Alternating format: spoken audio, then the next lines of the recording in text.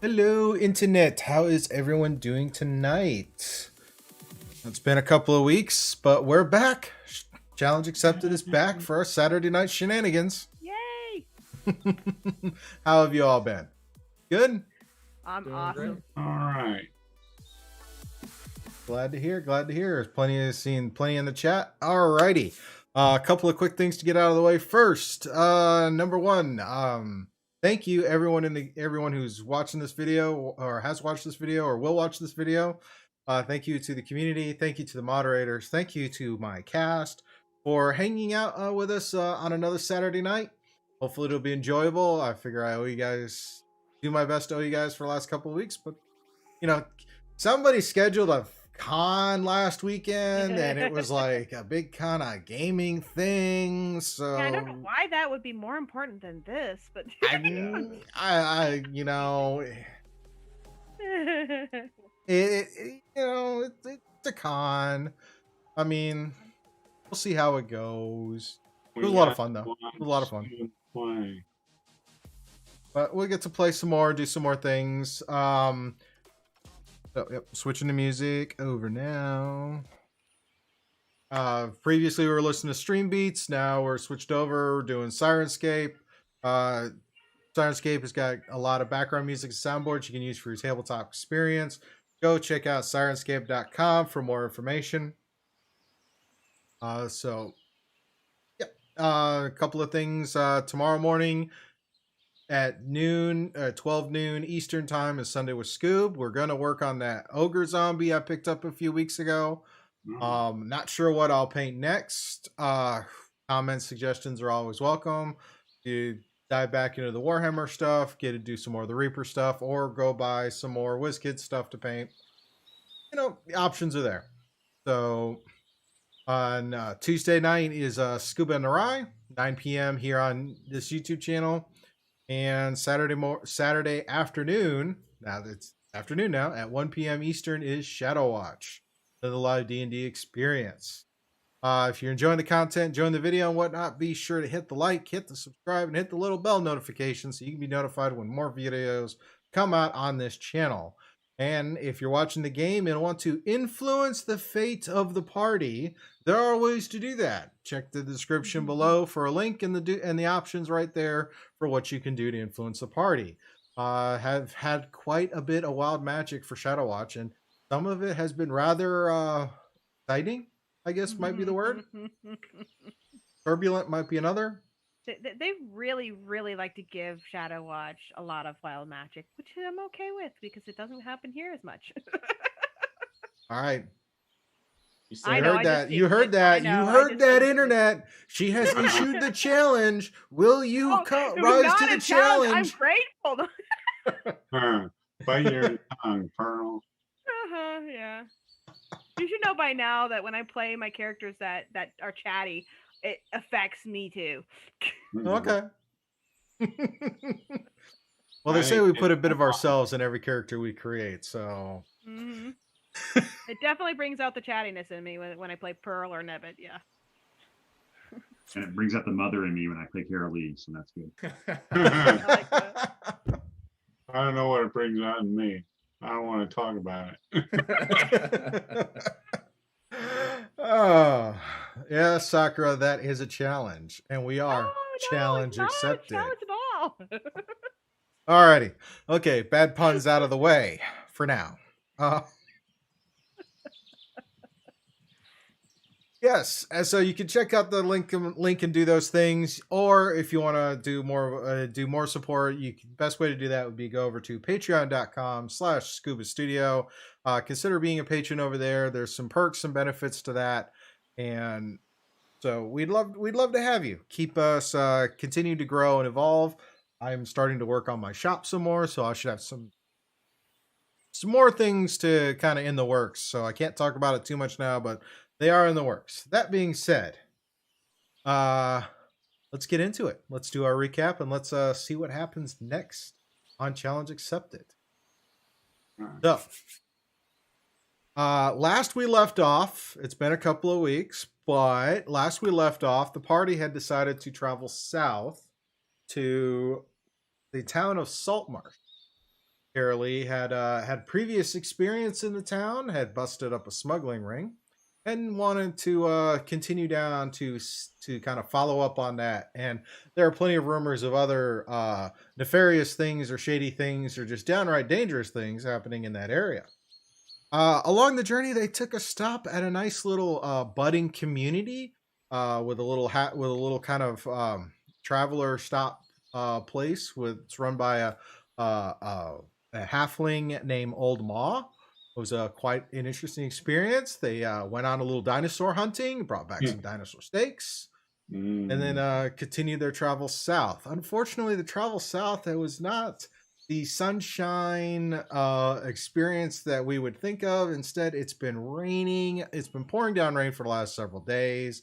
The party is thoroughly soaked in water. Traveling down, they did manage to make a makeshift cover for their wagon after crossing paths with a very curious individual riding at night.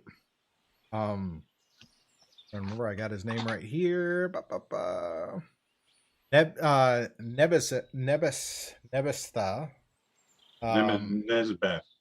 Nezabeth.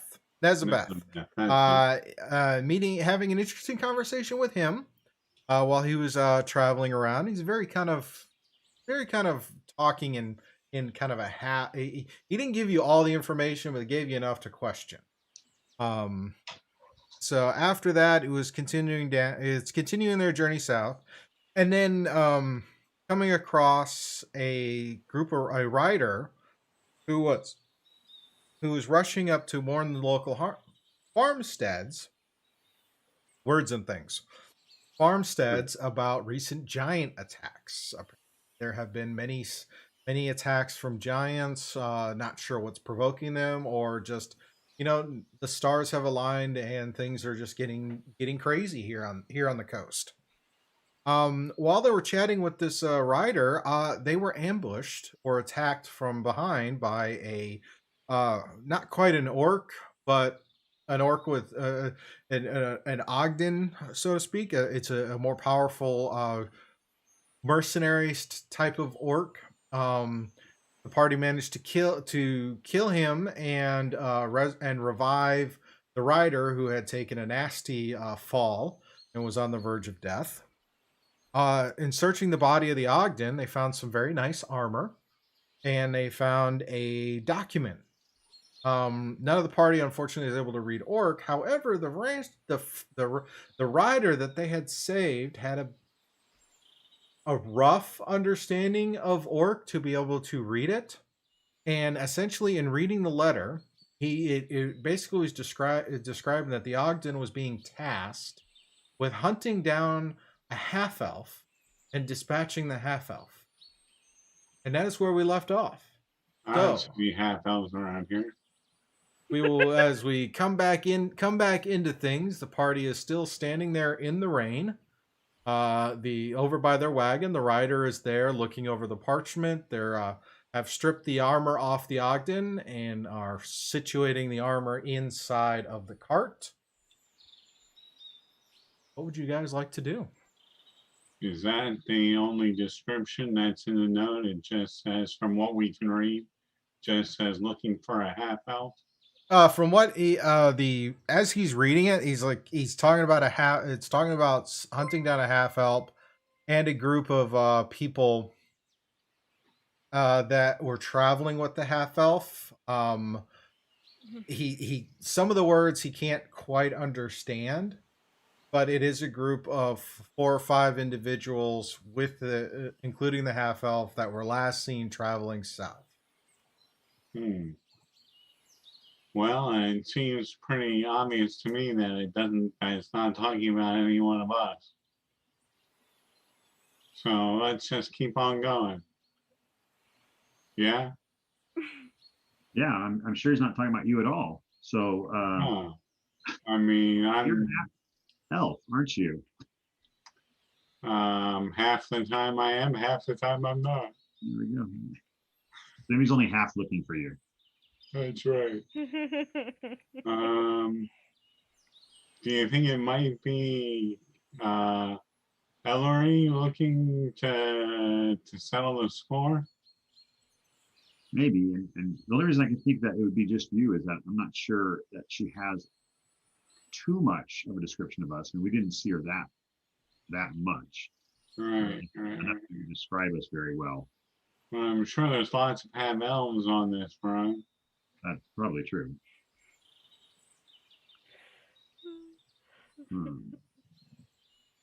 So what are we doing now? Are we? I mean, it's raining. I'm wet. I'd like I'd like to get out of the figure rain. That would be nice. Yes. Yeah, we have the riders still with us, right? We were talking about taking him back to his town, right? And then from there going out to look at the farmsteads. Where the giants were. Yeah, get more an idea of where it is. And that's what we kind of talked about potentially doing. I think that'd be a good idea.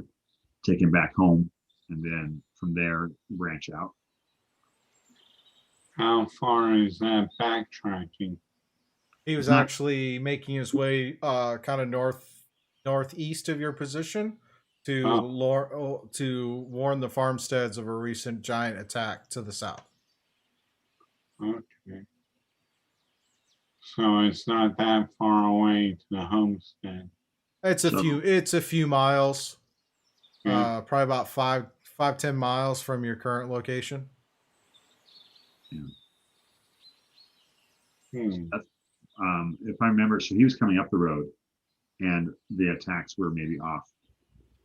Like they were more southeast of you're heading more of a southwesterly track. The rider came up the road from the south.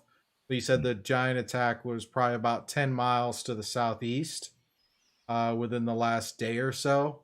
And he's trying to warn the next set of farmsteads that are to the northeast, which you guys haven't passed because they're tucked away off the road. You would have at most on a clear day, it might have been able to see the houses from the road, but considering it's been a pretty nasty thunderstorm and downpour for the last few days for you guys, you haven't seen much except for the mud. Yeah. And we lost his horse. Yeah. Right? Yeah, his horse ran off, yeah.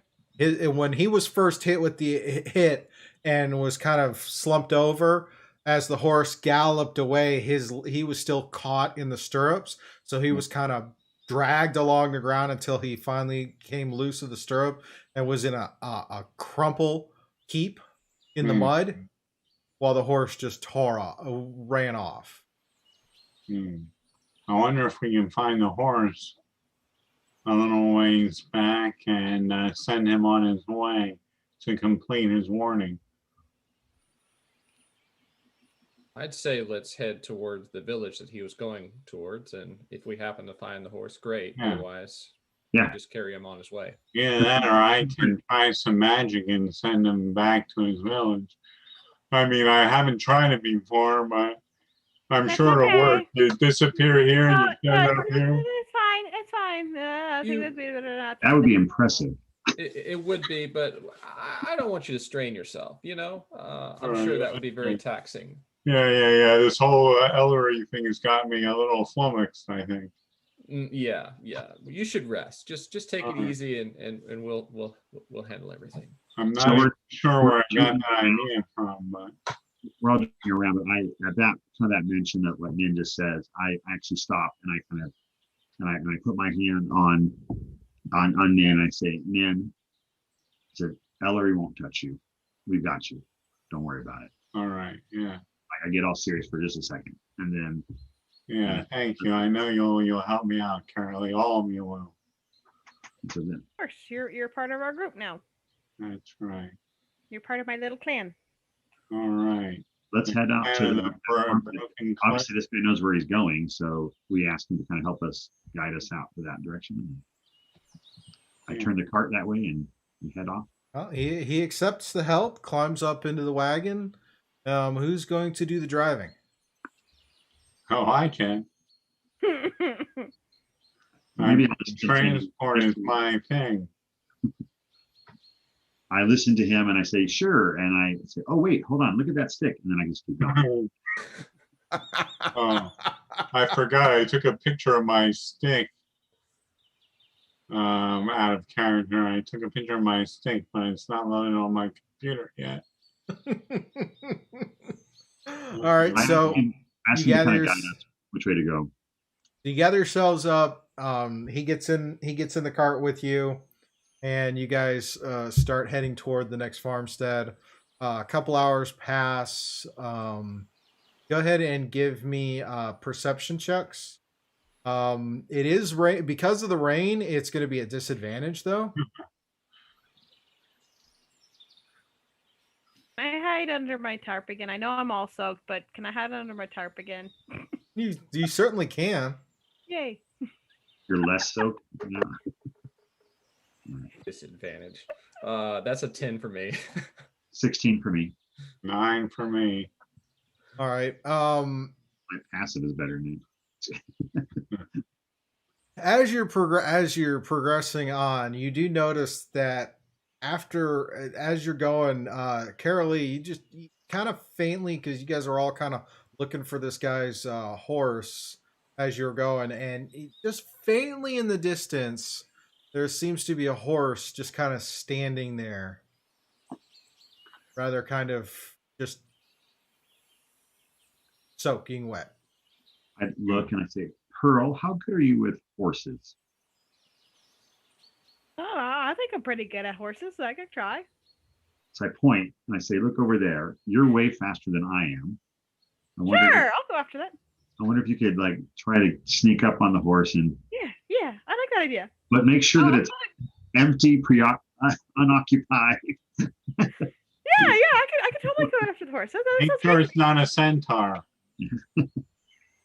Okay, but before we do but this, I really want to do what she told me to do. But before we do this, if it's our friend's horse, would he not be a better one to maybe at least help you? But I want to ride the horsey. Because the horse is familiar with this rider. Yeah, but can he sneak like I can? He's like, oh, he's still a little worse for wear from. I mean, even though the healing was great, he's still. I'll go take care of it. It'll be fine. It might be my horse. Just be careful. Okay. So she'll stealth off towards the horse. I'll say to the rider, I hope you didn't name it. Saying. Her name was Patches. Did it? Patches. All right, Pearl, go ahead and roll your stealth check. You have to roll. Especially when you're sneaking up and going,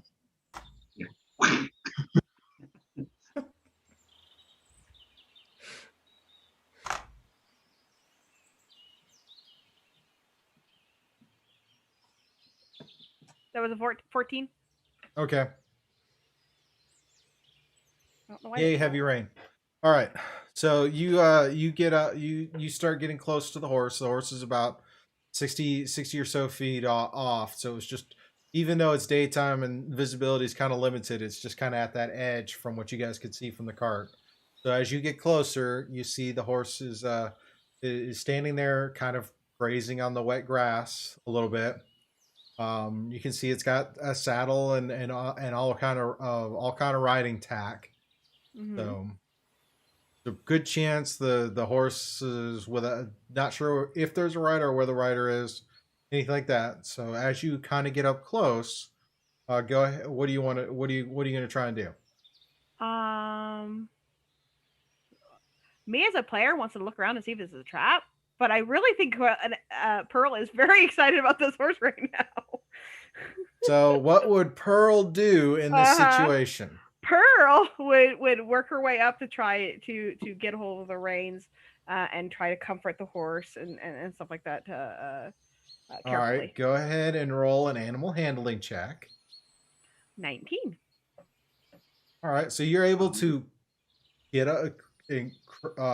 right up to the horse and able to grab the bridle, mm-hmm. and all of that. The horse just seems kind of there hanging out. Mm-hmm. What do you do next? Nice horsey, rub its nose, and you come with me. Come here. And then pull on the reins real gentle and trying to lead it back to us. The horse goes with you. Yeah, so then she just carefully takes it back to the rest of the group. All right. Or tries to anyway. Do you want me to do anything with the rain? I hope it's your horse. I know, but the thing is, Pearl doesn't care. So you bring the horse back to the wagon, and it turns out it is actually the rider's horse. Okay. You guys were maybe about just once you kind of got your bearings or whatever going, the horse relatively wasn't that far away. It like full on gallop for like a couple of miles, and then just kind of slowed, trotted, and just kind of standing there, kind of not sure what to do next because of all the rain. Yeah, I like this horse. It's nice. I think I'm going to call it Polka Dots. Yeah. His name's Patches already. I kind of like Polka Dots better, but Polka okay. dot patches. Why not? Well, So the rider thanks you and kind of goes to check his horse. What do you guys want to do? I'm going to look around to see if we're being watched by anything. All right, go ahead and roll a perception with a disadvantage. And Pearl is still kind of holding on to the reins and petting the nose, and not really wanting to let go of the reins at the moment. He's kind of sitting there. He's like, thank you for bringing, and he's trying to take the reins from you.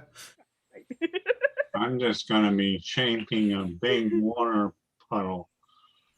Making like little waves across with my. How you do that?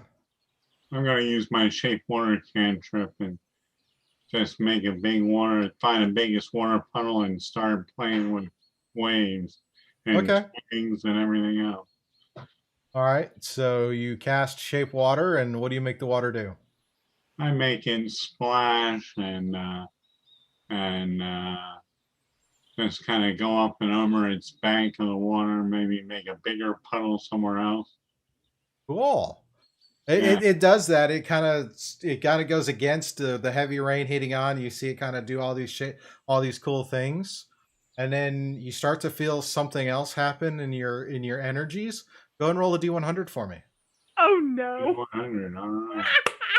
Whoa. And that perception was a 5, Scoob.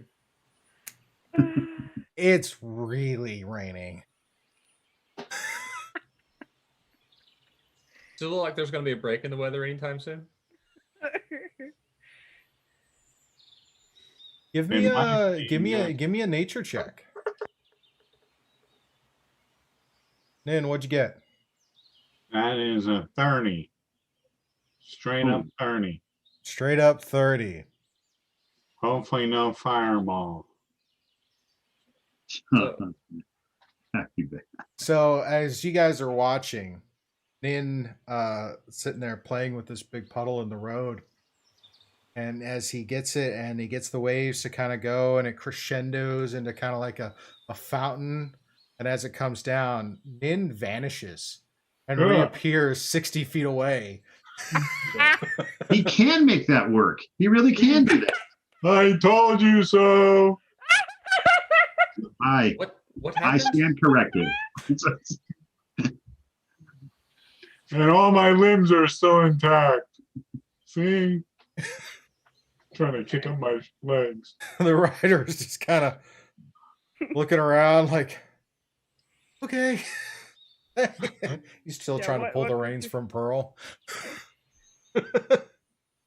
My nature check was a nat 20 -1. Nice. So 19 total.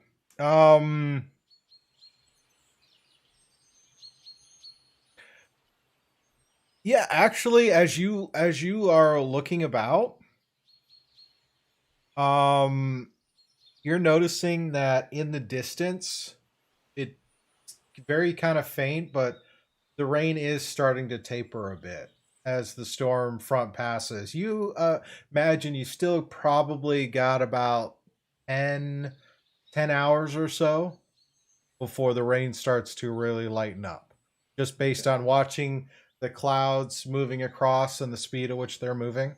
It's less wet over here. Come here. Well, I like that idea, but can we bring the horse? Well, do we still want to go? I still wouldn't mind checking out the farmstead. This is just warning the farmstead, right? This is not where the giants came from, right? No, this is just warning them of recent attack. This is kind of how people will sometimes pass information because of these various homesteads on this kind of plains area. Is you ride from point to point, and that could take hours or days depending on the homesteads. I'm wondering if it's the guys who we traded dinosaur stinks with. That homestead is at least a day's journey north of your position. So it's probably someone we didn't see before. No, there are a lot of homesteads out. Not all of them have huge farmland areas. They tell, but it's just kind of like here's a good spot. I'm going to build a house here and see what happens. And we were planning on maybe going to Leonin to kind of figure out where the homestead was that had the attack, to maybe go check that out. That's what we kind of talked about. Yeah. But so anyway. Well, the rider has his horse. He's still trying to get the reins away from Pearl. Did Pearl give up the reins yet? Oh, actually, she's like, well, if I have to, how about this? I'll make you a deal. If you'll call it Polka Dot, I'll hand the reins back. Roll a persuasion. I was gonna, yeah. Persuasion is. I got a dirty 20. He looks at you and goes, "Okay, I'll call her Polka Dot from now on." Thank Can you. I have the reins back? Yes, he hands it back. Okay, he takes the reins and starts checking over the tack, make sure everything's kind of good. Comments on one of the stirrups is kind of torn. I'll have to get that fixed.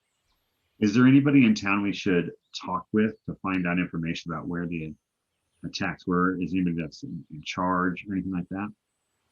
Over in Leland? Yeah. Well, just to figure out where. Leland. Yeah, Leland. Okay. Oh. Yeah, there are a few people you could check in with down there. He tells you it's a small provincial council that runs Leland.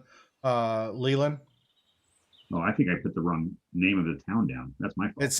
It's spelled Leilon, but the enunciation I have selected is Leland. Leland. Oh, I totally went a different way. That's my fault. There's several ways to pronounce it. I just picked one that. Well, no, I think I went with a town that I knew that was not even remotely close to Saltmarsh. So that's fair. That's fair. I was thinking the Fandelver campaign, and I just wrote down the completely wrong town. Well, Feldever isn't too far. Is to the east of Leland, and Saltmarsh is to the west. Yeah. Okay, so. All right, so who should we talk to in town again? I'm sorry. You're probably going to want to chat with anyone in the city council.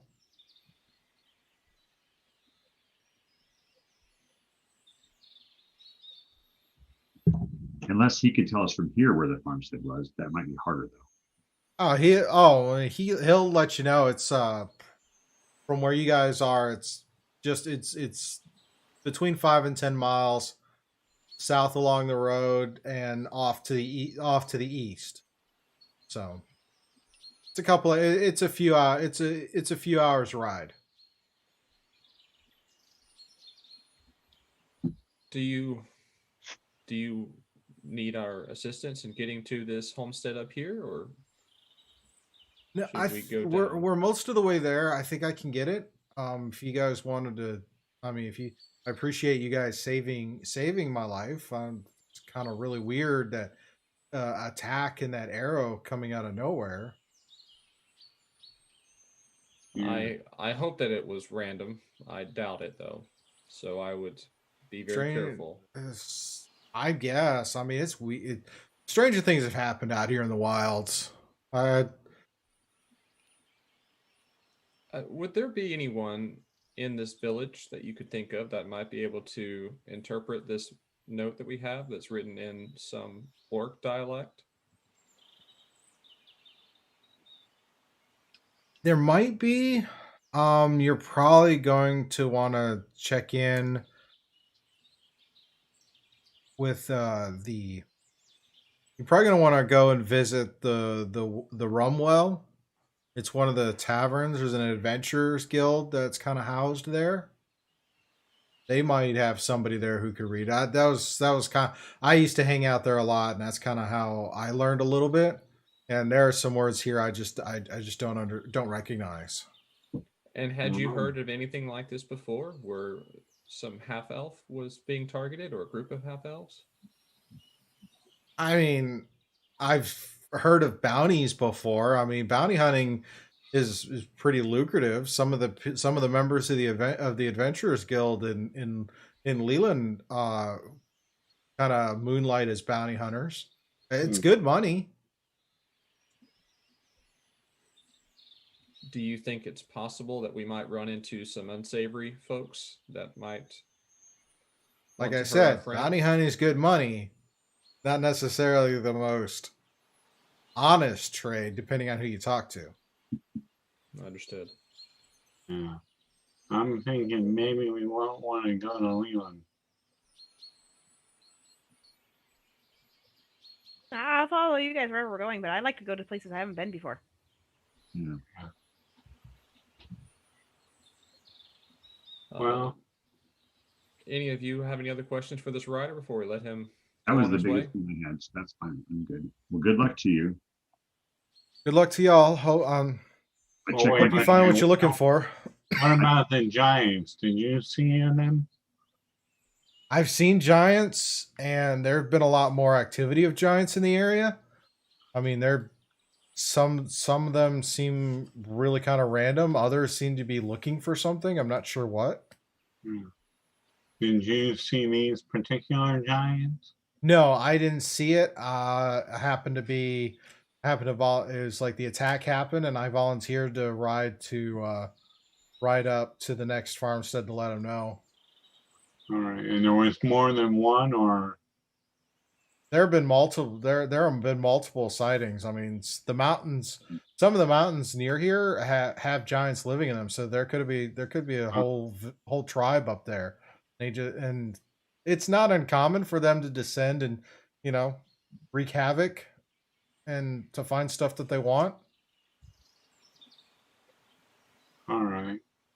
Well, if you see him, tell him I can make him disappear like that and show up 60 meters down the road.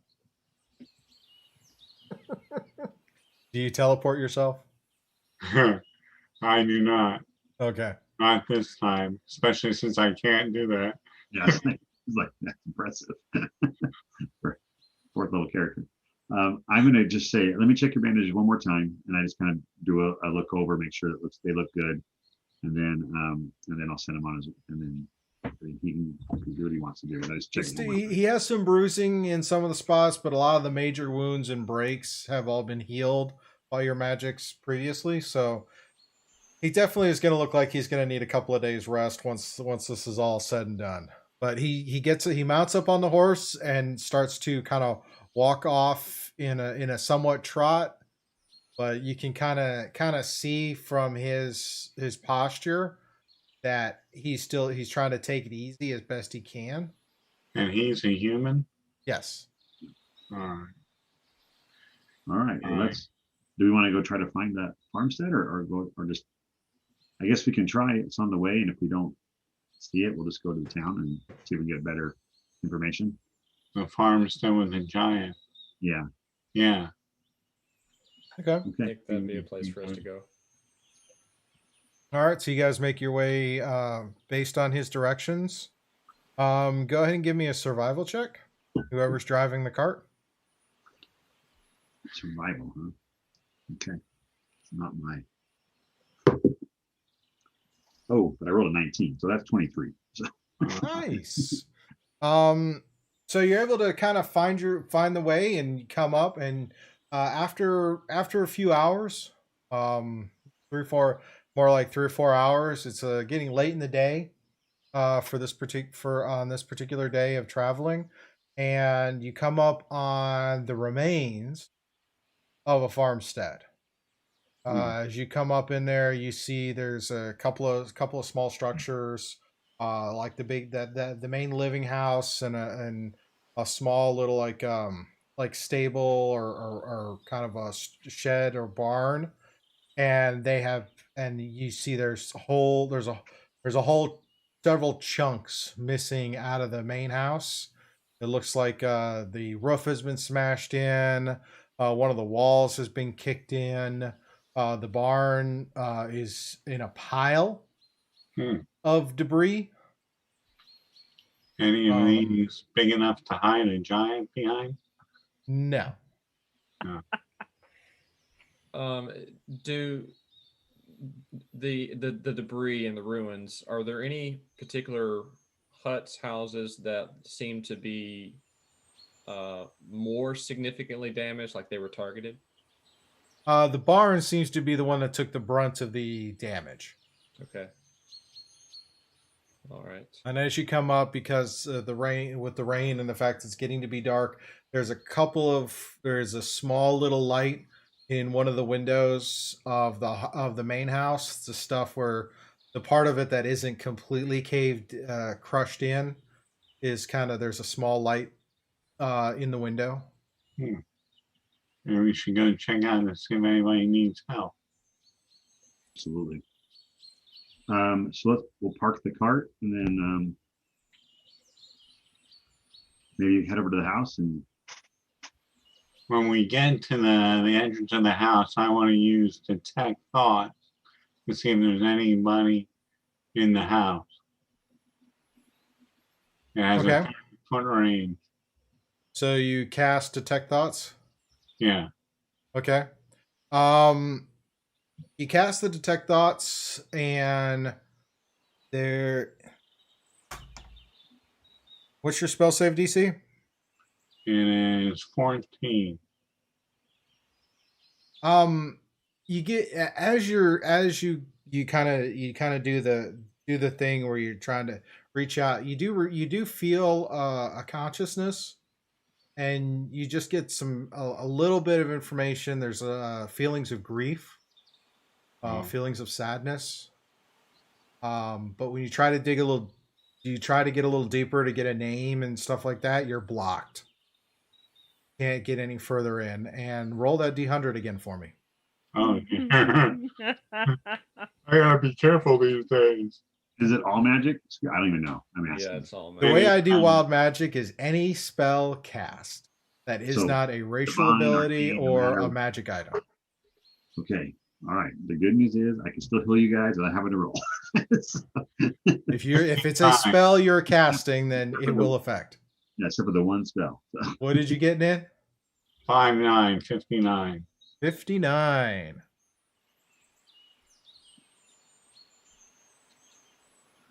The armor that we pulled off of the Ogden, would I be able to wear that?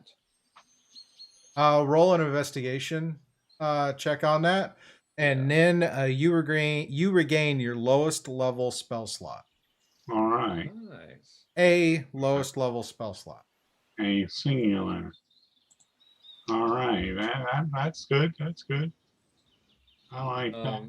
Oh, and also to the group, there's somebody in and around the buildings, but I don't think it's a giant because it sounded like someone was afraid or unhappy. I mean, so there's somebody, probably a victim. I could always try to sneak up and check. Yeah. Yeah, go ahead, Sneaky. Titus, what'd you get on your investigation? 13. The armor looks extremely well crafted. It is something that you probably could wear. It'd be a little rough on you to get some of the final fittings in. Mm-hmm. Because the Ogden is the Ogden's size is a little bit different than yours. So be if you were to put it on, there are some parts that would be a little roomier than others, but you could wear the armor functionally. Okay. Would it impose any disadvantage to me as far as being able to move around, other than stealth, obviously? I do not believe so, because his armor, you can wear plate, right? Mm-hmm. The Ogden's armor is actually a set of adamantine plate. Oh. Ooh. So it's a very well crafted piece of plate armor that Nice. you could put on. I think he's So you would So in probably shock have- by what I told him, his microphone's on mute. Wow, maybe we ought to get off the road before we start switching our armor around. Probably not want to do it in the rain. Yes, you have this homestead right here. There's a window on the side that's got a little bit of a light in it, and a door that still seems functional. The other half of the house is where a lot of the damage is. Mhm. So Yeah. as Nin tried to tell, there is a consciousness in there. Just some basic thoughts and emotions of grief and loss. But could not tell anything more than that. I'm gonna go out and gently tap on the door and say, "Hello, is there anybody in here?" As Nin does that, I say, Nin, I have some experience speaking with people that have had people pass away. Is it okay if I do the talking? Oh, sure, certainly. Can Yes, I don't remember the people who passed away on me. Can I be hidden in so that it just in case? Go ahead and roll a stealth check, Pearl, and tell me what it is you do. It's only 11. I would just try and find some cover that's nearby the door so I can still watch and hear, but just to have that extra little bit of. There isn't any kind of bushes or anything. The most you can Okay. do is kind of like press yourself up against the side, and just kind of Okay. look over your shoulder, look kind of do that side look, in case something had, and watching the door that way. Unless you wanted to creep around and try and get a peek in the window. Nah, that'll be fine. I'll just kind of watch the door from the like against Okay. the wall. So Okay. Nin goes up, knocks on the door. Pearl kind of gets on the side just in case something threatening happens. And before we open the door, I think I'm going to cast Mage Armor on myself. Okay. Didn't you cast it yet earlier? The previous session? Oh, you know what? I think I did with the Ogden. Yeah, you would have cast it. Mage Armor lasts how long? It lasts 8 hours, so it's still up. Yeah, it's still up. You're still good. Okay, and I don't need to cast it. Okay. As this is going on, I'm going to basically just with my back, my side to the party, so I have in my peripheral. I'm gonna just be watching around to see if anything approaches while we're looking into this house. Okay. Dusk is setting in, so it's getting darker as the rain continues to press through. So visibility is still kind of shot, and here with the rain, it's hard to hear for a certain distance. But go ahead and roll a perception, Titus. Okay. Disadvantage again, right? Yes, it would be disadvantage because of the heavy rain. Oh, you made my nat 20 go away. That's 7. It's raining. It's thunder. A little bit of lightning in the distance. Looks actually very pretty. If it wasn't for all the rain and the fact that you guys are soaked to the bone.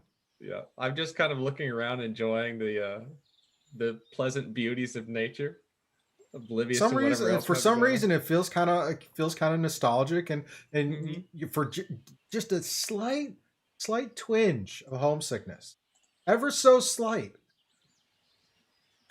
It's like you feel it, and then you remember all the other stuff that happens at home, and you're like, no, I'm good. Dude. I'm enjoying this. A twinge for Moravia. And as Karalee, you're passive as you're sitting there. You can kind of tell something. There's some movement, a little flicker of shadow, and the door opens, and you see a young elf girl, standing there. I say, hello. Greetings. My name is Karalee Lighthands. I'm sometimes called Sister of Mercy. We are here to assist in any way we can. And we heard about your loss, and we'd like to help out and also find out a little bit of information about maybe who did this and where they went, so we can help make sure this doesn't happen to anyone else. A few days ago, Are you attacked?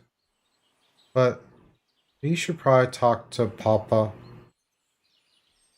I'd be. He's not doing so good. Is he hurt and injured? Yeah, he was in the barn when they attacked. Where is he now? And I pull over my kit, my healer's kit, and I say, "Where is he now? I'd love to help out." Go ahead and roll a persuasion. Let's see here. 15. I don't have any pluses. She steps away and opens the door in, and and ushers you in, and you see inside this is kind of like a it's the area you're walking in is kind of like a sitting room or kind of like a main great room, but it's been converted into a bedroom and kitchen and everything. Because and as you step in, you can hear the rain, and you kind of look down a small hallway and see the rain is just dropping down from where that part of the house has been collapsed. And in one of the on a essentially a sleeping bag or bedroll area, there's a male elf, barely breathing, semi-conscious. You kind of, as you go over, you go over and go and do a medicine check, Karalee. He's doing that. I'm going to try to distract the girl with some more shaking of water, control water on the puddles and everything coming down. Saying, "Here, look at this," while my friend is helping your dad. So the 21 total. You notice that he's got a makeshift splint on one arm. One of his legs is also splinted up. There's some nasty bruising on his skin along his chest area and collar. His breathing is extremely shallow. It almost seems like he might have a punctured lung. He's not in very good shape at all. Okay. And next to him is another kind of bedroll where a woman is lying there asleep, as far as you can tell. And she's got a big bandage wrapped around her head and covering her head. There's spots of blood in the bandages. She for all intents and purposes, she's completely unconscious. I adjust I make an adjustment to my mask, pull out the healer's kit that I have, and I'll use the healer healing, which is I'll use my healer's kit to 10 wounds for both of them. And I'll work on the guy first, and I'll start working on that. And he will. So while you're working on that, Nin, where do you do this shape water trick with the little girl? Wherever you the cutaway of the building was. Okay, so you're trying to distract her with that. Yeah. So what do you make the water do? I make it look like horses kind of coming in with their manes all a flurry, that kind of thing. Little animals doing tricks out of water and kind of spirals in water. that kind of thing. All right. Go ahead and give me a performance check. All right. I get what you're trying to do, so. Yeah. At the same time, I'm asking, so what happened, you know? So let me Sure. see what I get. That is a 25. Okay. Nice. So yeah, it's a spectacular show with the horses in the water. She sits there and says, my brother and I were playing, and then we heard the growls, and we saw the boulders flying. They hit the house. Part of the roof fell on my brother. Dad was in the barn. Mom ran to go get him, and then they threw more boulders into the barn, and then they came and they took the horses and smashed more. She pulled him out, and then just as she got him out, a beam fell and hit her. She hasn't woken up yet. How's your brother? Where's your brother at? She just points. Pearl will go check to see if he's still alive or not. And as she points out there, Pearl, and you kind of go out and see, you see a fresh grave. Covered in with the rain. Would you like a hug? That would be nice. Oh, come here. And she'll kneel down so that she's the height of the child and give her a nice furry hug. I'm sorry this happened to you, sweetheart. What do these boulder hurlers look like? They're giants. They live up in the mountains. They come down from time to time. We don't know why.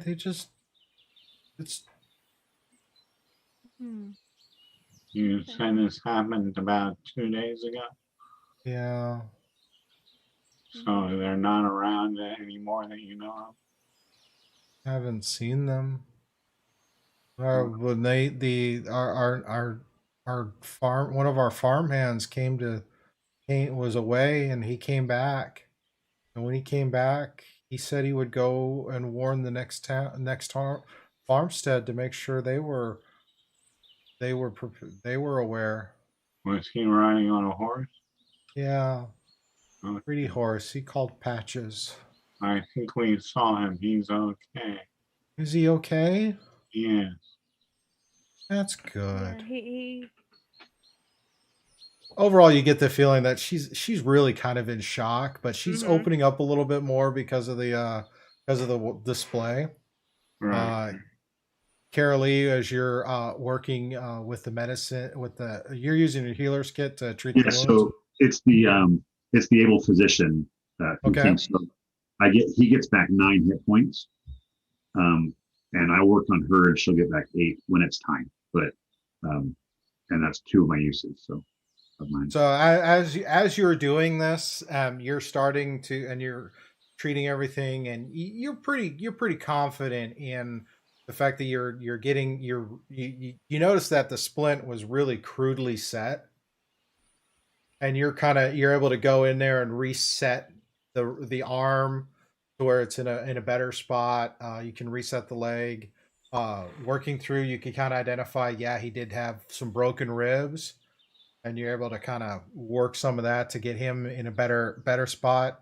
And then when you go over to the mother, you find out she has a nasty concussion. Part of her skull was actually cracked, but you're able to kind of patch her up as well. So where after you're done with this, they're both resting much more comfortably. And the little girl comes over and sees that. And she's probably about 14, 15 years of age. She's really young, really young elf, and kind of sitting there and really kind of happy that she notices what you've been doing, and you can see she's starting to she smiles a little bit and thanks you for all the work you've done. Nin, as everybody's kind of gone away, your spell kind of fades. Roll your D100. No. While he's doing that, Scuba, if I feel like there needs to be some magical, like on top of this like healer's kit stuff, if I feel like there needs to be something like lesser restoration or my healing touch, I'll do that as well. So Okay. if you feel like I need to, I will do it. All right. Well, yeah, they're pretty bad. I mean, they were both pretty much on the verge of death. It was going to be very touch and go, but you're able to kind of work on stabilizing them. And then if you want to cast the healing on them, he's probably in worse shape the mother is probably in worse shape because she's actually unconscious due to the concussion, as opposed to the father. So with the healer's kit, they get back 9 and 8, like 9 for the guy, 8 for the woman. So that helps ease them a bit more. And then after that, once you're done with that, then looking at assessing the two, because now she's actually breathing a little bit easier, and is whatever other internal injuries are starting to kind of work themselves out. He's probably in pretty rough shape still.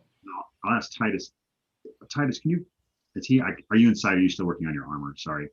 I am. I'm not working on the arm. I'm looking, keeping an eye on the surroundings outside of the house to make sure that we're not ambushed.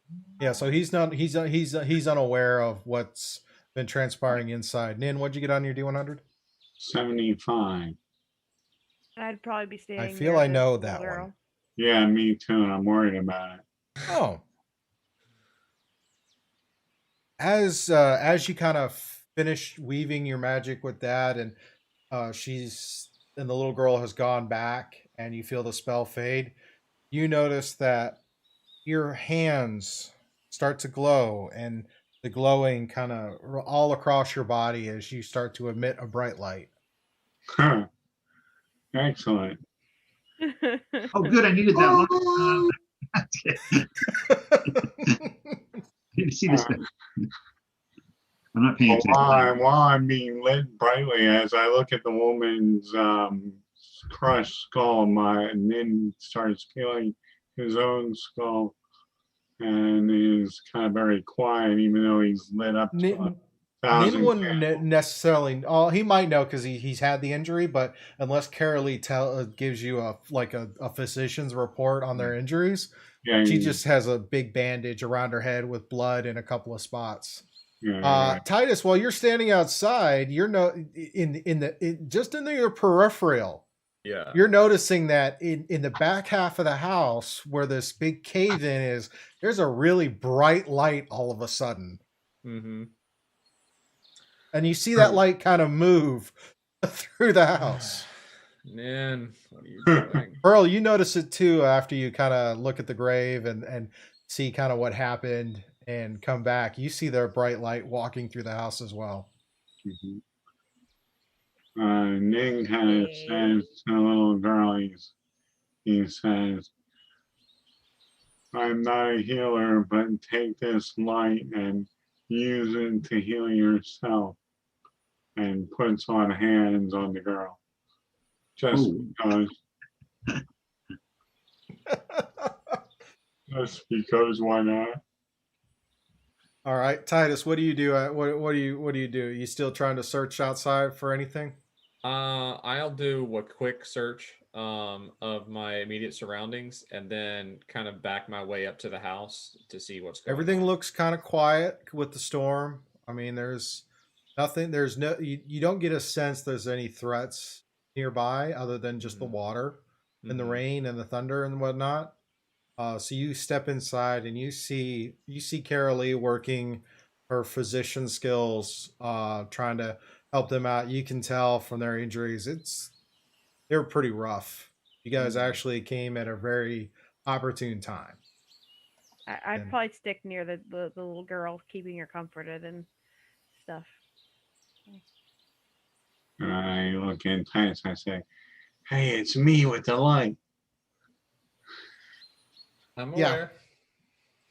I'm going to use one of my healing touches then, and then I will say, hey, Nin, can you get Titus in here?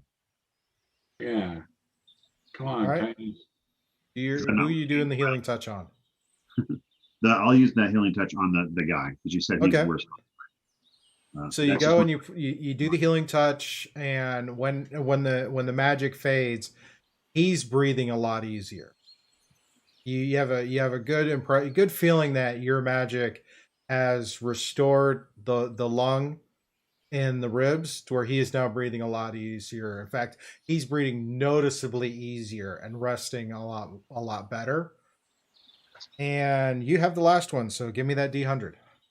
Mine is that I was going to ask about that. It's not a spell, but I have no problem rolling it. Okay. It's a key point, right? when you make the call, because I don't really care either way. But tell it to me. Talk to me. It says, as an action, it's called Healing Touch, Hands of Healing. Your mystical touch can mend wounds as an action. You can spend 1 key point to touch a creature, restore a number of hit points equal to your martial arts. No, that's key points. That's something different. No, you're good. Oh, okay. Cool. All right. You're good. Lucky. All right. After that, and when the little girl sees that and notices, and she's like, "Thank you. You guys want to stay here? It's rain. I mean, with the storm, I'm sure Papa would love to thank you and when he wakes up. It's not very roomy. It's nicer in here than it is out there. And besides, we have all this light. As you say that, the light fades away. Oh. It only lasts a minute. Yeah. I thought that for a second I had some kind of divinity behind me.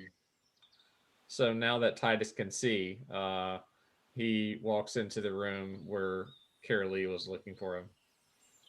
Yeah, and you see the woman there, unconscious there, and you see him, and they both appear to be breathing easier and resting a lot more comfortably.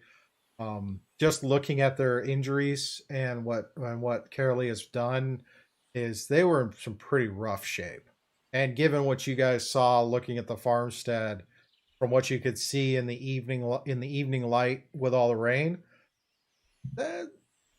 overall is pretty lucky. They're pretty lucky that they're in this good a shape compared to where they could have been.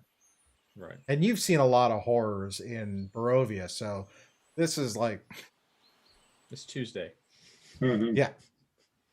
I ask you if you have any. Do you have any? Wait, have I seen you? Have you laid on hands at all? I don't know that I've seen you do it. I know I've done it as Titus, but I don't know if I've done it as part of this. Okay. Probably not, but if you've been talking, he would know that you're a paladin. Right. And Karalee, give me a knowledge, a history check. It's a 10. It's only a 10. You know that paladins have some healing abilities as part of their training and a part of their devotion to whatever deities that they draw their divine strength from. So probably similar to my healing touch type thing, I guess. Yeah, it's functional, but you don't know much more than that. So I would ask him. I just say I've used my last until we rest. We haven't really had a chance to even take a short rest. We've been on the road. So until we rest, I don't have any more of my ability to do any of my normal healing. Do you have the ability to do that? I'd like to give her some. I've set their wounds. I feel really good about that. But sometimes some of these wounds need some magical healing, and I don't have any left. Do you have any? I do. I'd be glad to. I'm afraid she's going to have a concussion, is what I say, or it could be worse with her head injury. So. Titus will walk over to the woman with the bandaged head and will gently lay his hand on her head and use the pool of healing that I have as a paladin to restore her health to her. And I will use 10 of my hit points. Yeah. To start with, so and see how you go and you lay your hand down, and your hand kind of glows a little bit as you focus. Your holy symbol glows a little bit as well, and you feel the warmth travel into her. And as it starts to fade, The little girl goes over too, and the woman's eyes start to move and very weakly start to open. She kind of looks over and smile and gives a slight smile before drifting back into sleep. And the little girl is just over the moon ecstatic and thanks you for helping her mother and her father. And again, so please stay here. We would be a good idea anyway, so that they can get some rest and we can watch. And Nin is looking very pointedly at the woman's face and details. Just looking very, very, almost like he's memorizing her detail. Okay. She shows you some spots. There's it's really kind of cramped, but there's enough area where everybody can kind of situate themselves and kind of, you know, it's dry, it's indoors. There's a little bit of light. There's a small little fireplace in the back that has a very low burning fire to it, and you're able to kind of camp out and rest and get a little bit of warmth and a little dryness out of the day. Right. As the day kind of winds down, I'm going to bring in the armor that I collected and anything else that we don't want to just leave out in the open. Right. And I'll spend some time trying to see if I can make any minor adjustments, what I can do just as my own natural skill to refit the armor as best as I can. Okay. I asked Pearl, I'm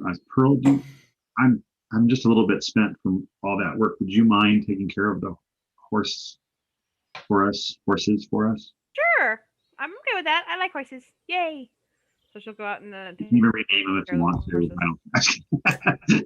So she puts her cloak back up. It's still wet. She goes out and kind of unhooks the horse and kind of does her best, considering it's wet. Knows that not to take all the tack off because that would be actually detrimental later. So does her best to kind of situate the horse and everything. Comes in, horse is tied up. Horse has some feed.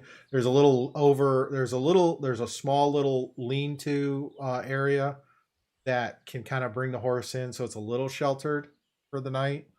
And then use prestidigitation to dry off everybody's clothing and skin and all that.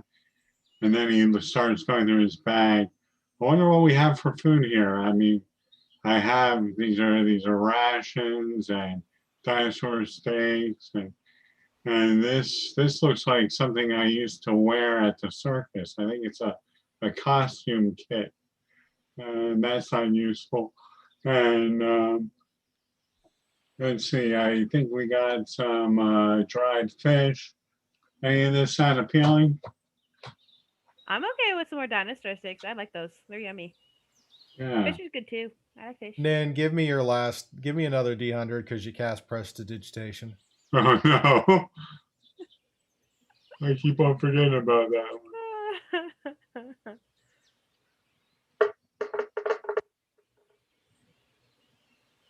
It's 18.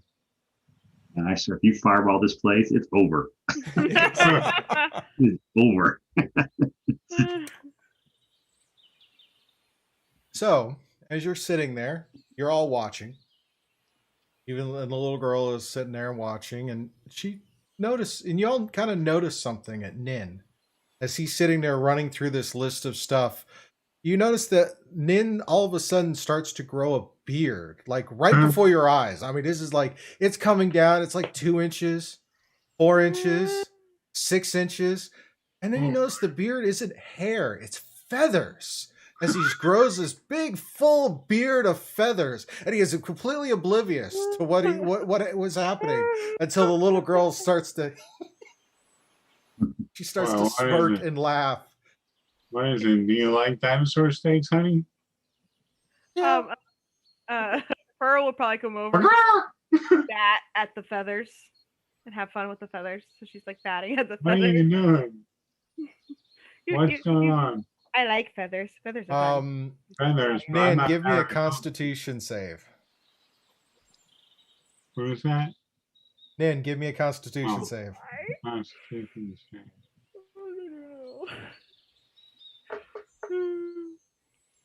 That's a 22. The feathers kind of tickle your nose a bit as you start to realize you have a beard of feathers, but you resist the urge to sneeze. Where did I get this from? I'm an elf. I'm not an Aarakocra. I like them, and she's still playing with the feathers. You know what? This might be handy as a disguise. I wonder if they'll last for a while. Or maybe I can take them and put them in my disguise. Oh, wait. You said food. The cat is now playing with the feathers. I'm just putting 2 and 2 together. That's all I'm. Next thing you know, the cow's going to jump over the moon, and the fork is going to run off with the spoon. I mean, I bet you these are probably going to be good in my disguise kit. And I bet you I can use my disguise kit to change the way I look. Oh my goodness. Can I keep some of these feathers? Typically, disguises are supposed to help you blend in. I don't see you blending in anywhere. Well, that's what I was wondering. I was thinking, you know, with my robes and all that, the only thing they can see is my face. So if I make up my face a little bit, and this disguise kit has all the bits and pieces, makeup and hair, and now feathers, I guess.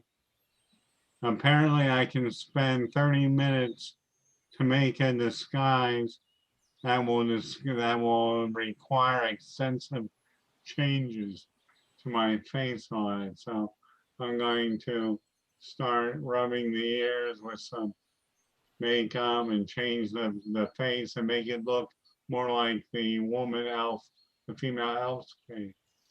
Well, that's weird. I mean, Min is gaunt and like this anyway. Pearl was also asking, like, can I keep some of these feathers? Yeah, sure. Yay! She pulls out some of the feathers. Ow! Oh, wait. We just wanted to keep some of them. Nan, give me a performance check. Yeah.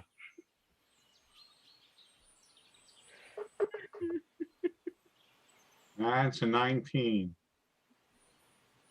Aside from the feather beard, it's a fairly decent interpretation of the elf woman who's got the bandage on her head.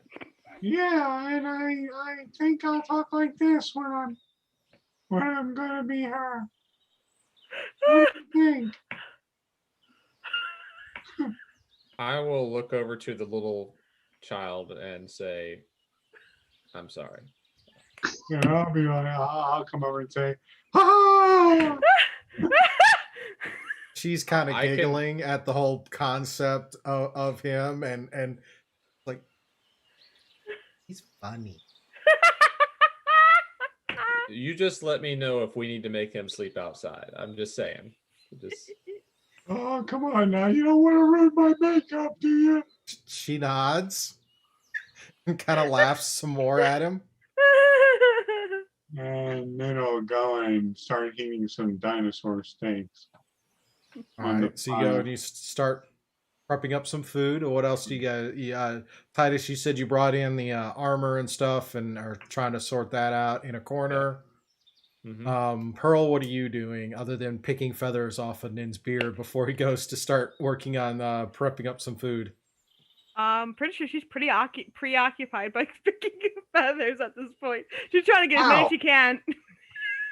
I said just 2, honey. Wait, what did you say just 2? You said I could have some. You didn't tell me how many. Okay, you're right. But Karalee, what about you?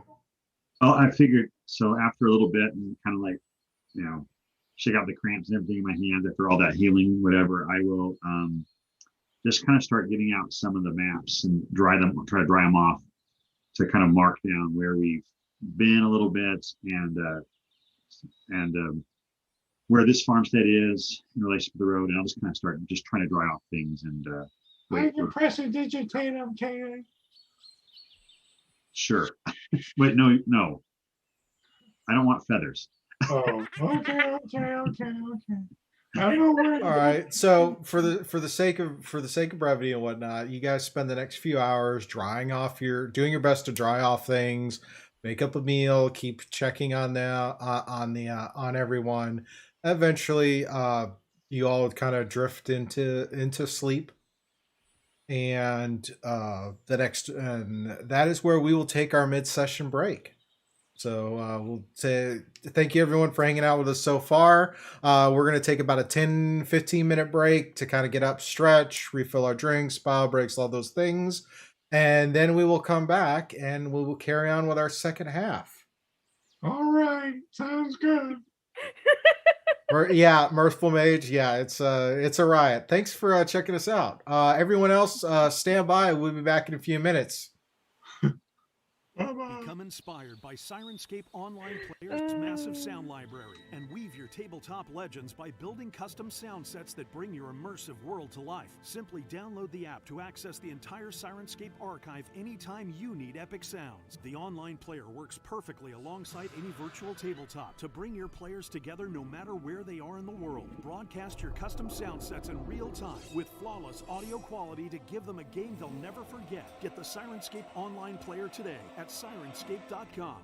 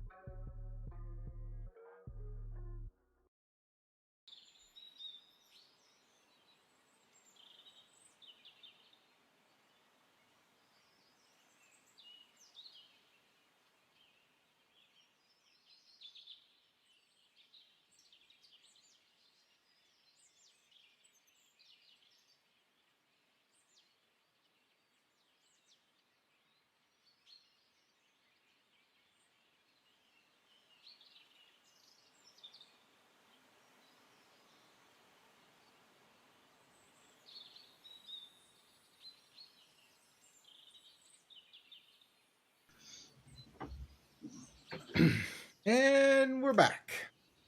Hope everybody had a good break. Thanks for sticking with us. Quick plug. Got a merch store with cool things from Teespring. So this is one of the things I got in. It's a neck gaiter that kind of has my logo on it. Cool. Should be a link in the description. We got t-shirts, little tote bags, all kinds of cool things. So, if you want to show some studio love out there in the world, which is fun. Yeah. It's all good. Those gainers are cool. I really like it. I really like it.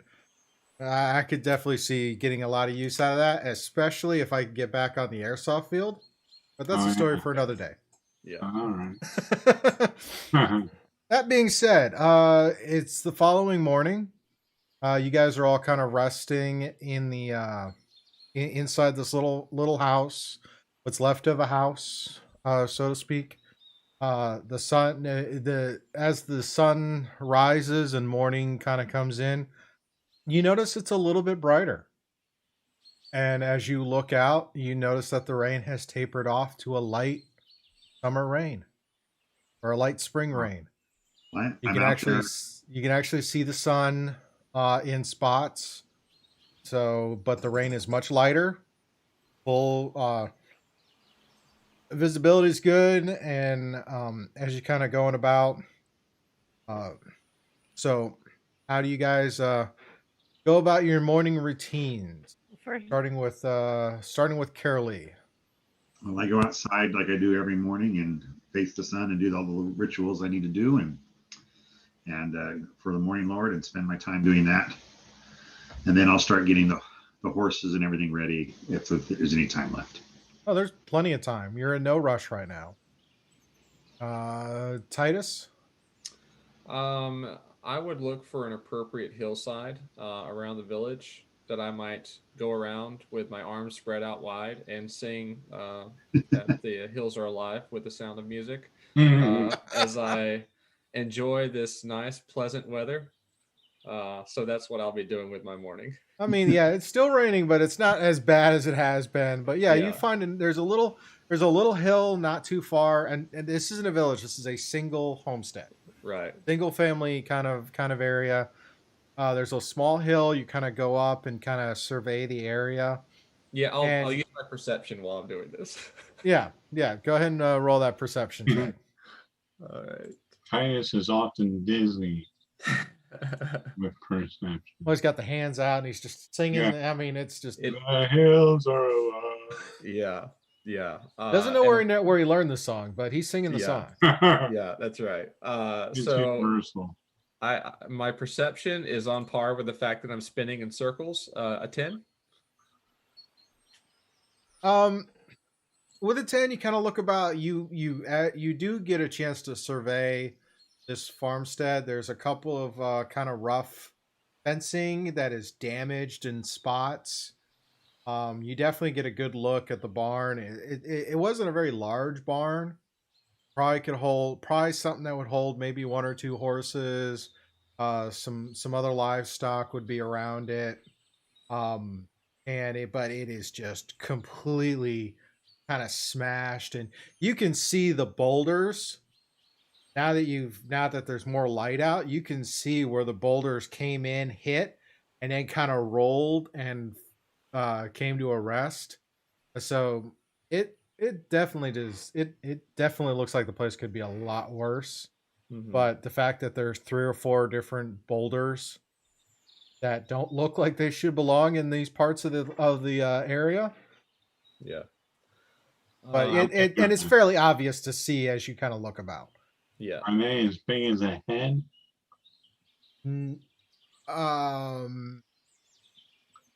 No, these boulders would be probably about as big as your wagon. Oh my goodness. I mean, giants don't. I mean, these are huge. These are huge boulders. They're about the size of your wagon. When you go and take a look. What about Nin? What are you doing as part of your morning routine? Nin is putting on his new disguise again and checking his makeup and checking his lipstick. Roll that performance check.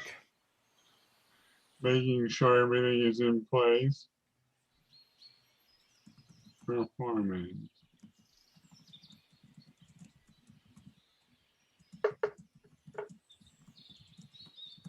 That's a 22. It's not bad. It's a pretty good one. Yeah, and he's wrapped up in his cowl anyway. And so he tries to pretend that his voice again, and he's like, "Oh, Titus!" Earl, how about you? I'm in the barn, I guess. Looking around, and actually I want to look around to see if there's anything we can do to clean it up or put a beam back or something. Hold that thought. Pearl?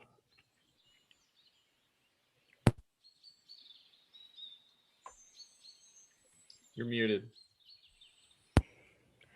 I switched it the wrong way. Yeah. You were unmuted and then you muted. It happens.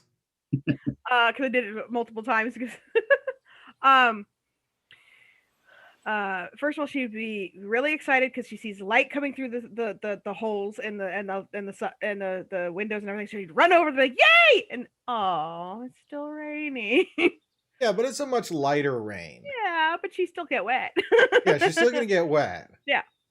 And then she's like, well, I guess I could mess with my feathers for now, and she'll go back to wherever she put her feathers that she plucked to see if they're still there or not. And would like to try and finagle them to like tie them all together in one little bunch, so there's like a bunch of them all together, so she can play with them. Okay, go ahead and give me a sleight of dexterity check. Okay, dexterity check. Yep.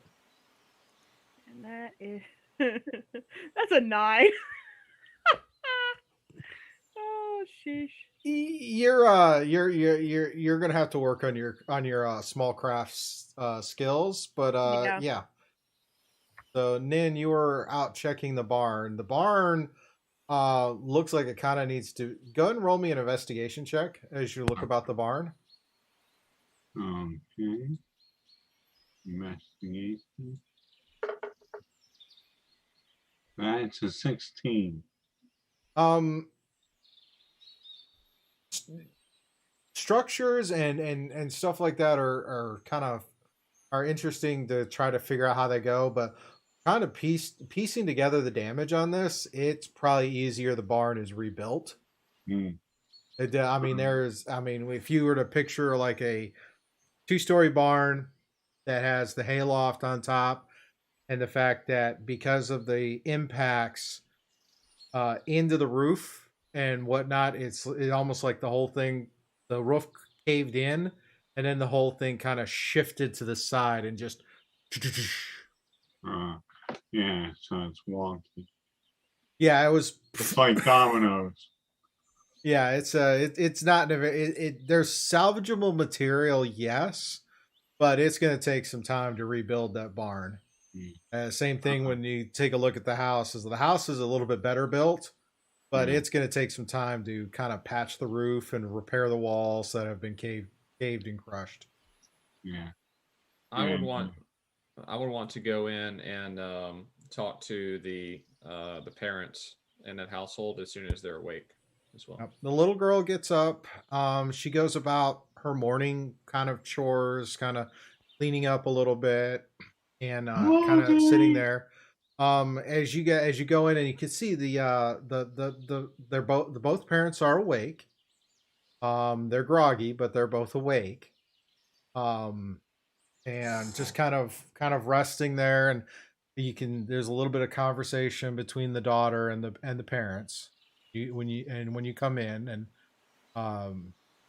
the little girl is just kind of looks to you, and you can tell she just is a sense of relief over her features as she says, "They're awake. They're awake. Look, Papa. They helped you last night. They helped." And he's kind of sitting there, and he really kind of a raspy kind of, "Thank you." Quite welcome. I'm sorry that you had to endure such horrific scenes. Is there anything else? I mean, is there anything else we can do? Still looking just like the woman. And do to help you? I mean, move any of the stones or anything like that, or get some material together for you to rebuild. Whoa. How bad is it? I just remember the barn falling on me, and was the next thing I know I was here, and I don't remember much of what happened. How bad is it? It's pretty bad out there. I'm not going to lie to you. It'll take quite a bit of effort in order to rebuild. I know that this is not going to be easy to talk about, but I get the sense this might not be the first time something like this has happened. Have you had any difficulties with the giants before? Us? No. This is the first. I mean, we've seen giants roam around when they come down from the mountains, but we haven't. This is the first time they've attacked us. We heard stories of some of our neighbors to the south being attacked, and I guess with more of us moving out here, it was always a concern, but we didn't think it would happen to us. Did they seem to want anything from the other encounters that you'd heard of? They seem to just destroy and take the livestock, and sometimes they take some of the people's homes. There have been some we've heard about that have been completely destroyed with no survivors. Not even any bodies. Do you know where these tribes might be in the mountains?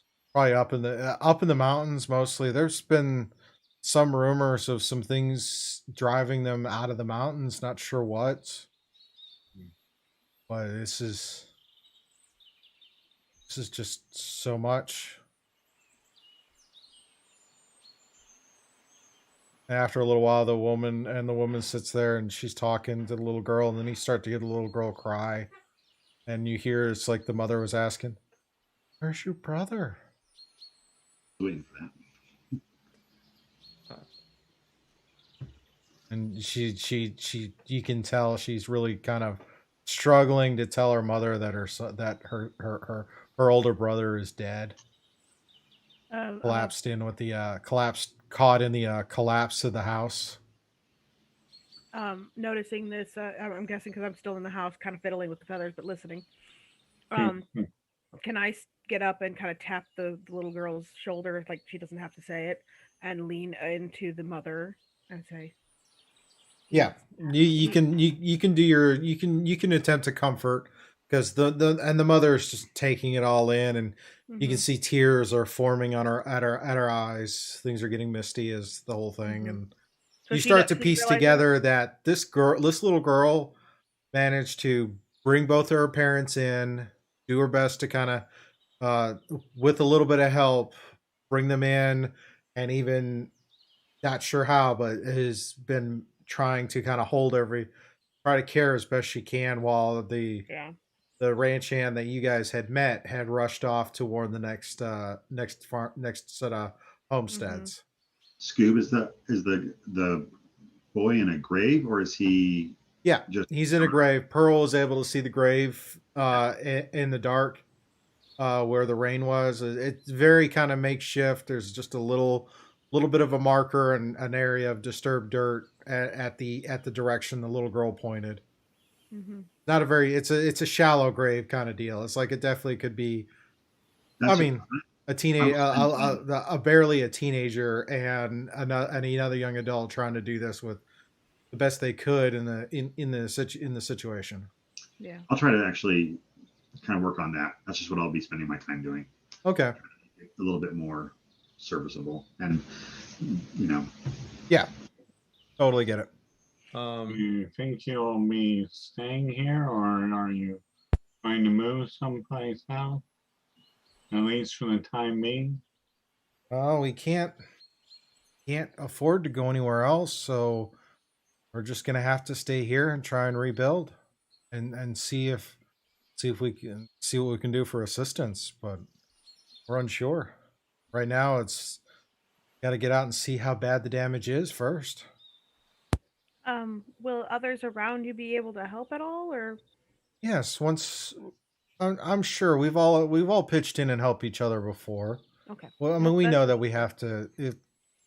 Be acting alone out here is not going to work, and Hmm. Leland is not is just a day, just a day to the just a half a day to the south. So Okay. we can always go. We could always try to get some help there. Good to hear. Do you need anything moved now that you've seen the damage? He hasn't seen the damage. He's still laying in bed. He's still laying in that roll with the broken arm and the broken leg. So Yeah. he hasn't been he hasn't gotten up yet. He's just kind of laying there and just being somewhat awake. So he has no idea how bad the damage is outside of this room that he's in. Mm-hmm. I would like to open my pack, and I'm going to pull out 2 pieces of paper. Okay. And we'll hand them or place them in front of the father. Okay. And we'll say, these are not ordinary pieces of paper. They have the ability to carry messages far distances. And it is, as you know, not very safe out here alone. You may use these to write a message of roughly about 50 words. And if you know the recipient and follow the instructions, this bird or this paper will turn into a bird and will fly, delivering the message, and might be able to bring some aid. You can send the message to me or to one of your local homesteads, but this is my gift to you to help you to get back on your feet and to be safe. He thanks you. It's not quite sure how to use it, but he thanks you for the instruction and for the ability for assistance. Okay. You can tell kind of looking about that it's still going to be a couple of days before they're up and moving around.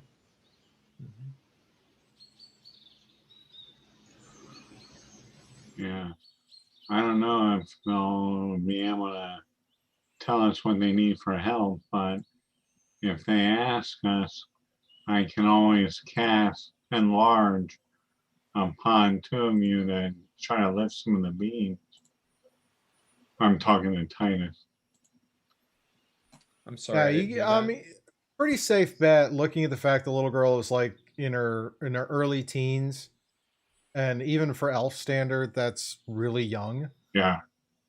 That she's just done her best to try to keep things kind of in there, but trying to do anything more with the two of them, with her parents being as injured as they are, it's going to be a few days before they can do much. So if you guys want to spend a couple of days helping around until they're up and moving about, you can, or you can opt to go and carry a message to Leland and see what's up, see what's there, or wait for the ranch hand to get back. You know, he was in pretty bad shape as he was heading off opposite direction.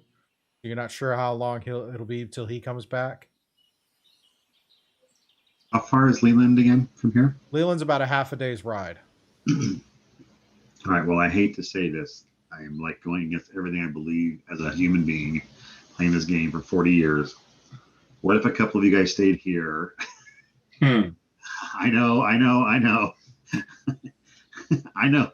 And a couple of us go to town and come back. It hurt a little bit saying it to my. I mean, to leave a lady like me here by herself is not a good idea. I mutter under my breath. I don't know what's safer, leaving you here or taking you with us. By the way, if you're going to call me a name, I want to be called Sylphie. I'll stick with Nin. No, but if two people are looking for me, you better not use my name. So call me Sylphie. Oh, Sylphie. that's why you're doing all this, because people are looking for you. Yeah. You know people are looking for you? Well, I guess the letter got me spooked. And since I can kind of disguise myself, I figured why not go the whole way? That is a tactic. I see that. I see that. So, Karalee, do you think we should take a couple and head over to this city to see, or this little town to see what's going on, and then come back? I'm torn because I want to help out here, but I also don't want the giants to, I kind of want to figure out any information about them so that they don't attack another homestead, or that we can kind of move that way. So, but they clearly need help. I'm guessing that they're probably not up to traveling in the cart, correct? The family. It's possible. I mean, just because I think that would be almost safer to have the whole party go and have them come to the town too. That'll give them a chance to say what's going on in the town, get some help. We can all ride back together. You know what I mean? That's certainly an option. I mean, you know, seeing from what the amount of effort Karalee put into kind of dressing the wounds and whatnot, and the fact that when you got there, they were both unconscious and in really sad shape, and now they're both conscious. They're both communicating. They're definitely a much better place than they were. So it would probably be double checking with medicine checks to see, but it would be possible to load them up in the cart and all of you head into town. I think that might be a good idea, because then if nothing else, even if they can't get help right away, they could maybe stay in the town till they're better, and then come back out and work on them. That makes sense to me. Just ask them. Okay, so she goes over to ask them. Okay. What are you asking? So we're thinking about going over to the town and finding out more about these giants and stuff, but we don't really want to leave you guys alone. Do you think you guys are up to possibly coming with us? This way you guys can get help for your homestead, maybe even stay in the town till you heal, where it's safe, and if you get help right away and want to come back to the house right away, we can help you get back home. But this way we can find out more about the giants at the town, but also hopefully gets you guys some help too. What do you think?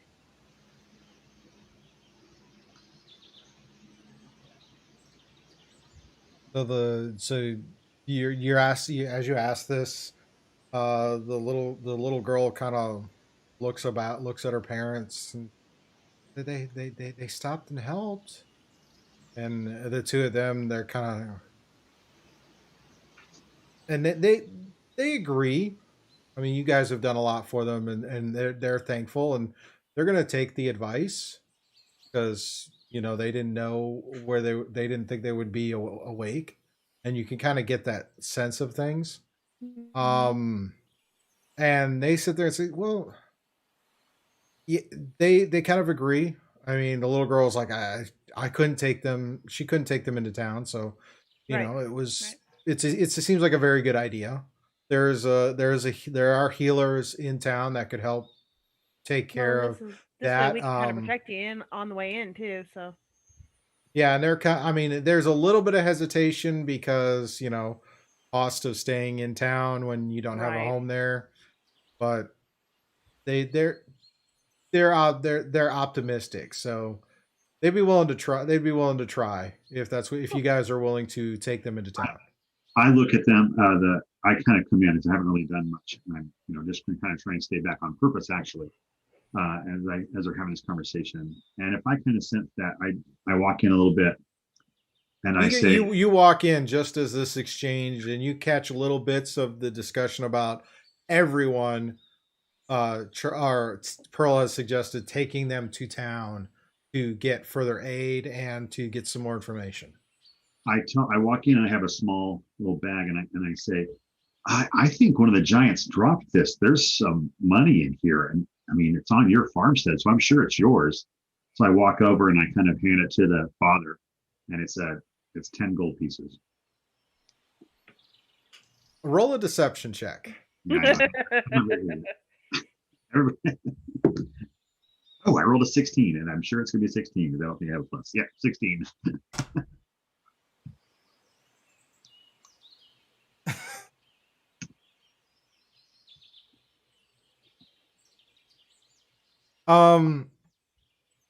They kind of the little girl's eyes are kind of wide, and the mother and father look at each other, and the father goes, "Well, that was rather sloppy of them, wasn't it?" Giants are stupid. Not very smart. That's the altitude. I figure, when they're that much taller than great me, though, right? Because the intelligence can get up that high. It works out great though, right? Because that'll be helpful for you guys. So I guess it's a good thing that they're dumb. Yeah. Finders keepers. Pearl's just bought right into it, man. She didn't even try to incite. Yeah. So they accept that. They accept the bag, and now it's the how do you guys want to and so kind of helping them up. There's a lot of wincing and whatever. As you help the mother up, she gets really dizzy and kind of nauseous, standing up for the first time in a couple of days. Yeah, the father, he's getting up. I mean, his bones are pretty busted up. So, but he definitely needs some help. So you're able, but it takes a little bit, but you're able to kind of load everybody up onto the wagon. Doesn't leave much room for the rest of you to ride in it, though. That's okay. Pearl likes to run back and forth anyway, so she hardly rides in the wagon anyway. So the little girl is kind of sitting up on the bench next to where the rider for the driver. The parents are as comfortable as you can make them, laying in the back. Pearl even let them have her tarp. Yeah,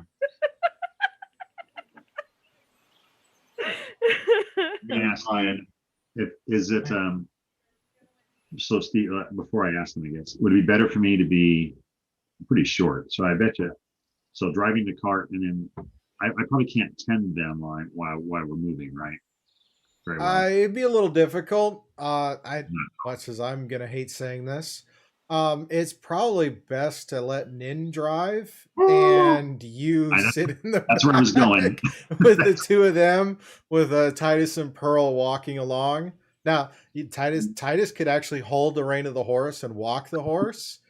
I like that idea. But that's probably the best way, unless. I'm willing to hop on the other side, maybe. I mean, I might get a little distracted. Well, we don't want to go fast. I do always talks to the little girl and says, "Now you watch me, honey, and I'll show you how to do this. You'll learn how to drive a cart from an expert. I mean, from an expert." I'll do all the healing stuff I know to make sure that everything is set up, and I want to keep an eye on them. Is my biggest thing. And you even communicating. It's like, you don't want to be going. You want to take your time on this, because there could still be a lot of. I mean, just looking over his injuries alone, he's probably had a lot of internal bleeding and a lot of broken bones from the barn falling on it. All right. No problem. We would probably want to take it easy. In. We'll just probably have Titus guide it, just so that it needs to be really slow.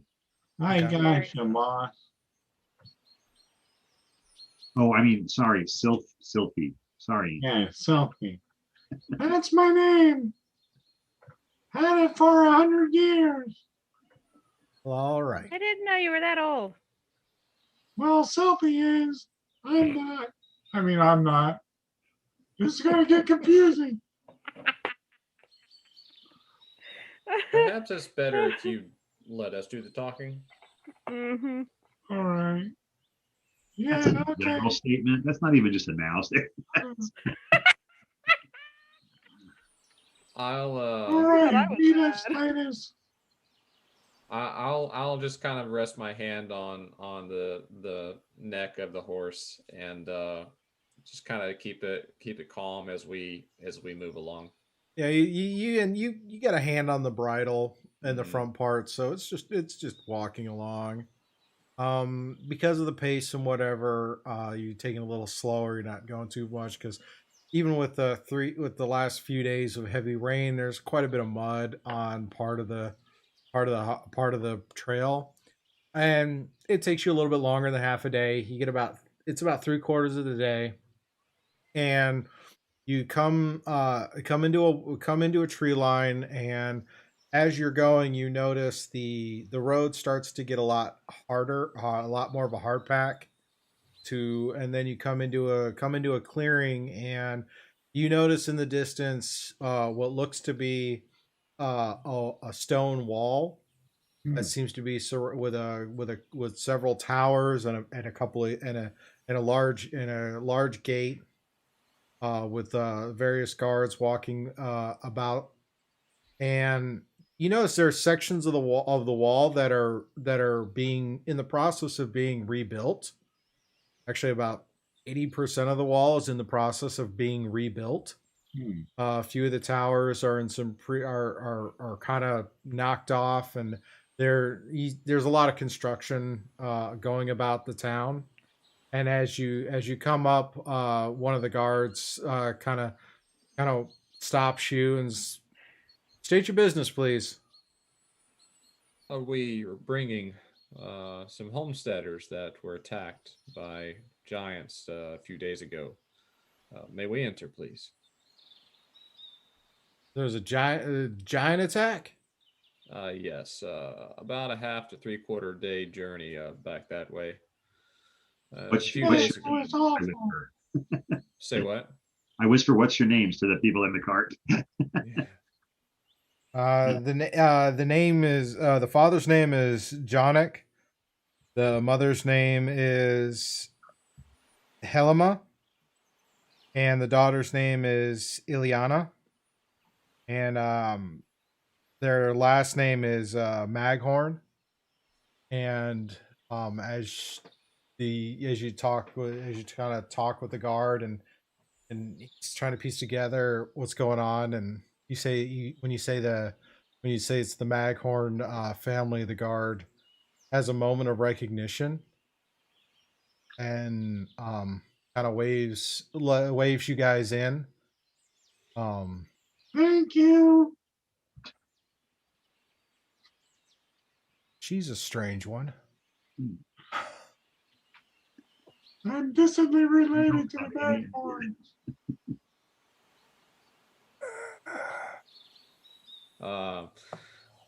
Thank you for allowing us to enter.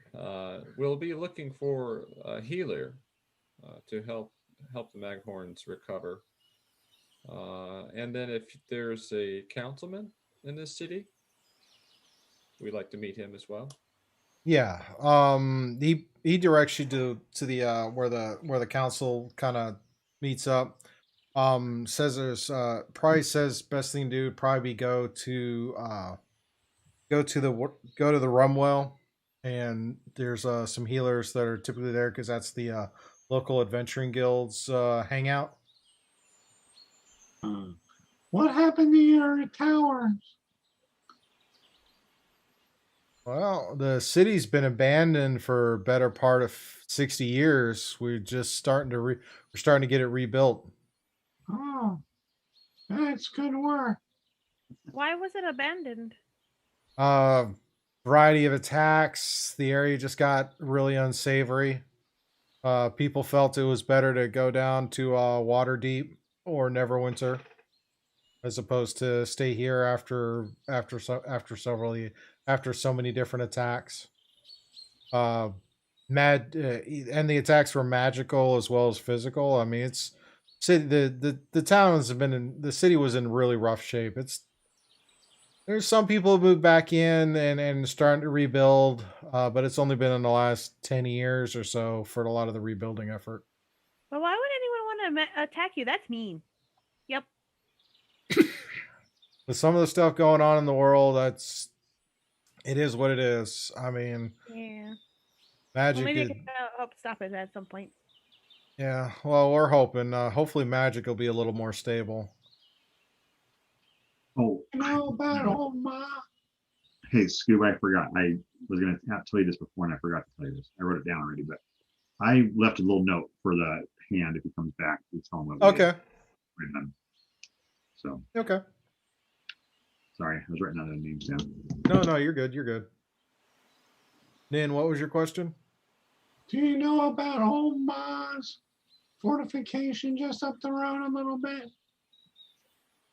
We heard there was a backer and a new town getting started a few days up. Yeah, it's looking all right. Well, we'll see. I mean, there's been a lot of trouble. There's been a lot of various trouble. Things are starting to quiet now, especially with the new construction. Well, that's good news. Yeah, we're hoping we can. Some of the people are hoping that we can get the light rail when it comes through. All right. Well, I guess it's to the rum puncher. Yeah, go there. You probably find a few of them there. It's a pretty popular place because a lot of adventurers will pass through this area. So Okay. you probably find a healer, and you might even find a couple of the council hanging out there making deals. All right, thank you, sweetie. He nods, does his best to be professional. As you guys, pass through into the city.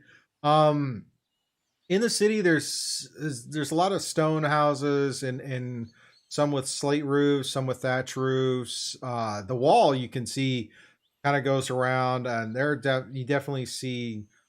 It's not a very it's not a large like it's probably maybe about a mile across, but you can see the towers as you're there, and there's one central tower that is looks somewhat abandoned, but it denotes the center of town. And as you kind of go through and kind of get directions, you're kind of directed over to the rum well, which is a small little, which is a kind of a fairly large building compared to some of the others. And as you step inside, you immediately start to smell the smells of like cooking meat and ales and conversation. You look about, you see all manner of adventuring types like yourselves, all several variety of races. There's a table with some lizard folk playing cards. There you see a couple of orcs. You see you see a Goliath or two discussing with the dwarves. You see humans and elves, and you see a couple people. You see a female dwarf kind of manning the bar, as kind of going about her business. Do I see any half elves? There are a few. There are a few in there. Some dressed in some dressed in robes, kind of keeping a low profile, but every so often you get a glimpse. Okay. And you said there were orcs here? There are orcs, half orcs, okay, all a whole menagerie of races, all, and you see them all kind of conversating. You don't see anything open with some open hostility. Do we see like a mess or a job board or anything, or anything that would have that note that we got from the orc? There is a job board. It's posted up by the bar. And what is it you were trying to figure out with it? Also, if there was any like copies of that letter that the big orc had with him. Roll and do an investigation. Can I help? Sure can. Put on those So Nin, roll with advantage. Oh, okay. On. That's better. 17. Nope. You don't see another version of the note that you've got. All right. There are a few wanted posters up there, a few other bits, but nothing resembling your note. The orcs and the half orcs that are having conversation in this tavern, are they speaking in orc dialect or speaking common? A couple of them are conversing in common because they're conversing with elves and whatnot. A couple others there's a pair of half orcs that are kind of sitting there and conversing in what you can't quite recognize the language, but they're conversing. One's dressed in chainmail. The other one is dressed in robes as they're kind of conversing back and forth.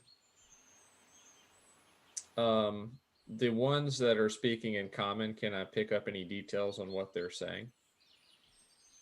They're talking about a recent job where they had to go over to Phandalin, and they were originally going there to try to break up some local thugs, but by the time they got there, they found out the thugs had been thoroughly beaten down and disbanded.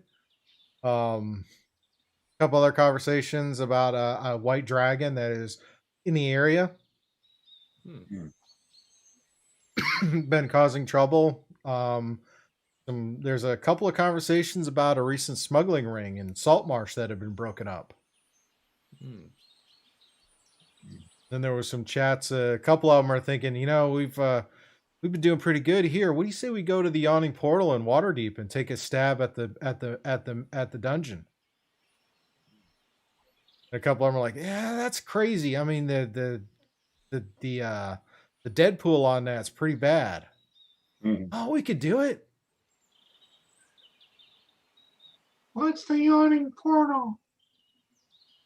I asked the guys who are talking about it.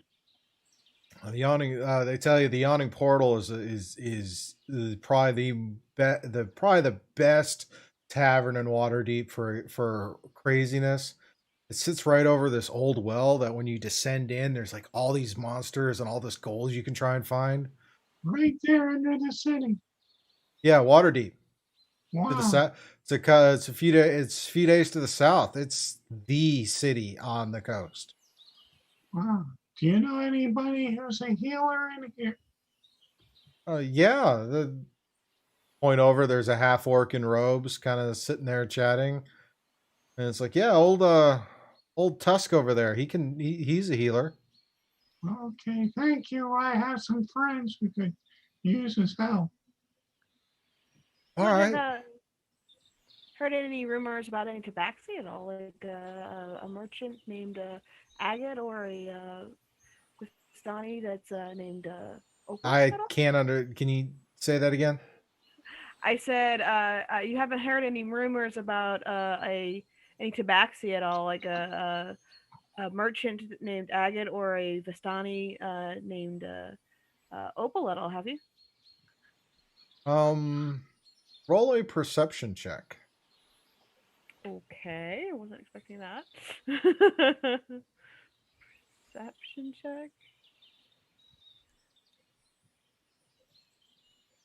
That's a 13.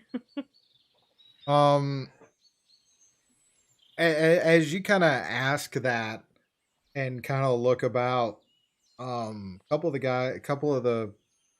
there's like a halfling and a dwarf that are conversing, and the halfling kind of perks up at what you say. Is like, Vistani?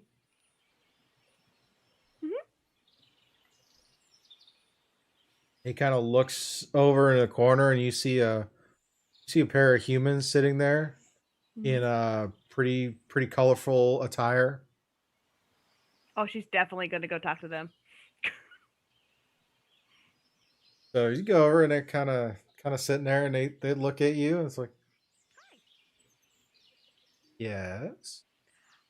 I have a sister that wanted to join the Vistani, and then I've been looking for her, and so I was wondering if you had ever seen her.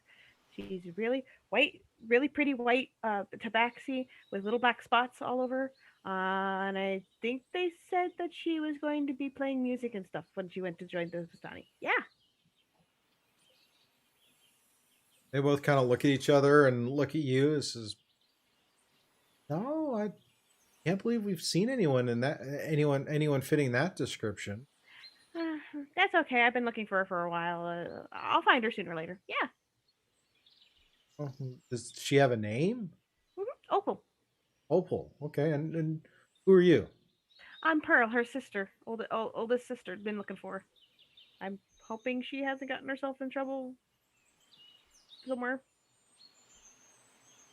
Well, I mean, they seem fairly friendly, and they kind of take note of it. Thank you. She'll wander off again. I'm an old Tusk and say, "Excuse me, Mr. Tusk." Looks at you, says, yeah, small one. Well, some folks pointed over to you that you were a healer of some repute, and my group and I helped a farmer that was just attacked, and we wanted to make sure they can have a place to rest and recuperate. Do you know anywhere like that? You sure they're the ones that need healing? Your voice sounds a little scratchy. Oh yeah, well that's just, it's been raining for days, and I got a little bit of a cough. Who? I'm sure we can. I'm sure. Who was it? Where are these friends that need help? They're called the Maghorns. They're just outside of the bar in our wagon.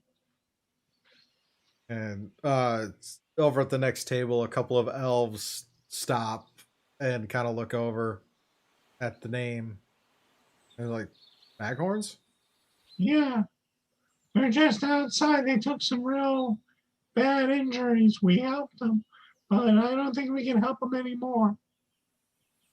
I'm not fine with them. So the Tusk and the pair of elves step out to take a look and start helping them out. If they come up to there, I just say, hold on, they're injured. I kind of describe what's going on and don't want to move them. You see coming out a pair of elves that are kind of dressed in one of them's dressed in with robes.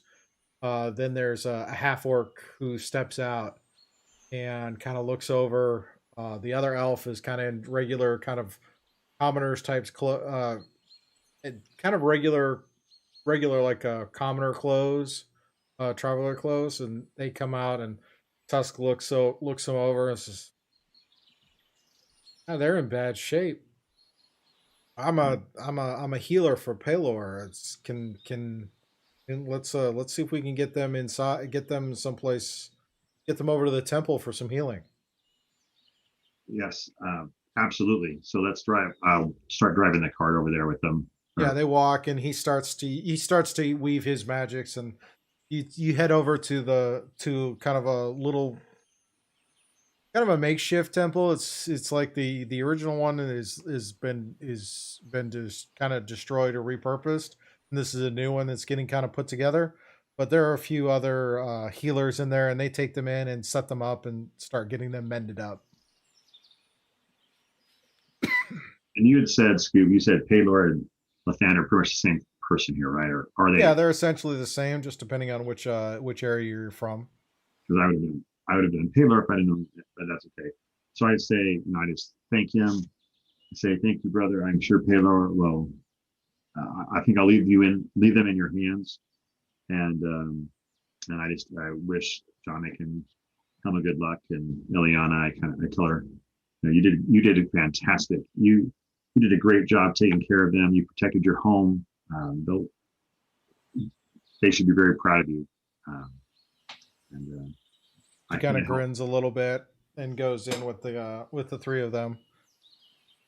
As some other people come out and help them inside. Right. Now let's go back to the inn. All right. So you guys go back over to the rum well. So Titus, what are you doing throughout all of this? I'm kind of sizing up the orcs that we've been kind of conversing with and around, and based on everything that I've seen and heard them conversing, do I get the sense that they are generally that they are trying to help protect the area? Roll an insight. Okay. Come on, +4. Dirty 20. They give you the feeling that they're kind of trying to try to make a name for themselves. They mean well, but they're more interested. If there's a profit to be made, they'll be interested in exploring it. But it isn't just out of the kindness of their hearts. So basically, money can direct them to do good or evil. Not so much that. It's more like they have good intentions. But they also are not. I mean, you can kind of get a good moral kind of compass on them. Mm-hmm. They're not. I mean, they don't strike you as those who would do who would break laws to make a profit. Okay, getting that sense about them. I don't know. Did I have the parchment with the note, or who had that? The orc writing. I'm not sure. I think you might have. Yeah, well, I think I did. So I would pull the note out and ask them if they could read that and interpret it to me that we can better understand. And I will give brief detail about the Ogden. Only enough information to be able to kind of describe the scenario in very brief terms, and ask if they could shed any light on it. Go ahead and roll a persuasion check. All right. Come on, +5. That's a 10. It kind of looks over the note and says, "Well, according to this, the person who attacked you looks like they were contracted to find a group that has a half-elf, a halfling, a tabaxi, and a human, and another halfling, and I guess if possible, kill the half-elf or kill all of them." And it says it was a pretty substantial. Looks like it was half. Looks like the contract said the adamantine armor was the down payment, and upon proof of completion, there would be a substantial reward. Does it say who made the order? No, it doesn't say any. It doesn't say anything on that on this. So, this looks like it was a bounty. It looks like this was a bounty document. Yeah, somebody must really want somebody dead for the amount of money. I mean, adamant. And then he stops and he looks at you and yeah, yeah. Somebody must really want somebody dead if they're willing to pay adamantine as a down payment. Somebody must really be upset. Well, or really want to find someone. that's troubling. Then goes up to the bar and says, "Barkeep, an ale, please." Or she kind of looks over you. You old enough to be in here, lass? Yeah, I am. I used to work at another place in Waterdeep a long time ago. But I'm older than I look, you know, elf. Roll a. She kind of looks at you. All right. What you drinking? Oh, just an ale, I think. What kind you got? I'm partial to Gutbuster myself. What about you? Do you think you can handle that? I mean, frail little thing that you are. Gutbuster sounds great. Let me give it a whirl. Okay. Pours an ale, and as you kind of take it, it's got a strong fermented hoppy smell to it. Yeah. It says, before I drink this, what's the best job in town these days for an adventuring group? Depends on the skill set. Why, you looking for work? Yeah, me and my friends just got into town. We saved the family from some giants, and now we're looking for some other work, either here or in Saltmarsh. Oh, I can't speak for Saltmarsh. I have to check with the guild leader first. Yeah, who's that? That'd be Tusk. Tusk, you mean the cleric? Yeah. Okay, I think he went off to help the family that we helped from the giants. But he's the adventuring guild leader. Yeah, he runs point on for the adventuring guild. Right. Something about his brother. Him and his brother were adventurers. Still, his brother met at an unfortunate end. Oh, okay. Well, that's good information. Let me try this. And he takes a small sip. And as you roll a Constitution check. All right. Constitution saving throw or check? Check. Okay.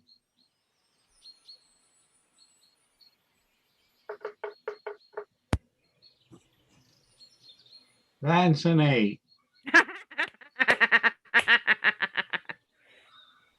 She's the bartender. She kind of looks at you as you take that first swallow, and you quickly understand why they call it Gut Buster. And she's like, "Don't stop now." She starts to drink one that she poured while she pours yours. Okay, I gotcha. What's your name anyway? Good. Oh.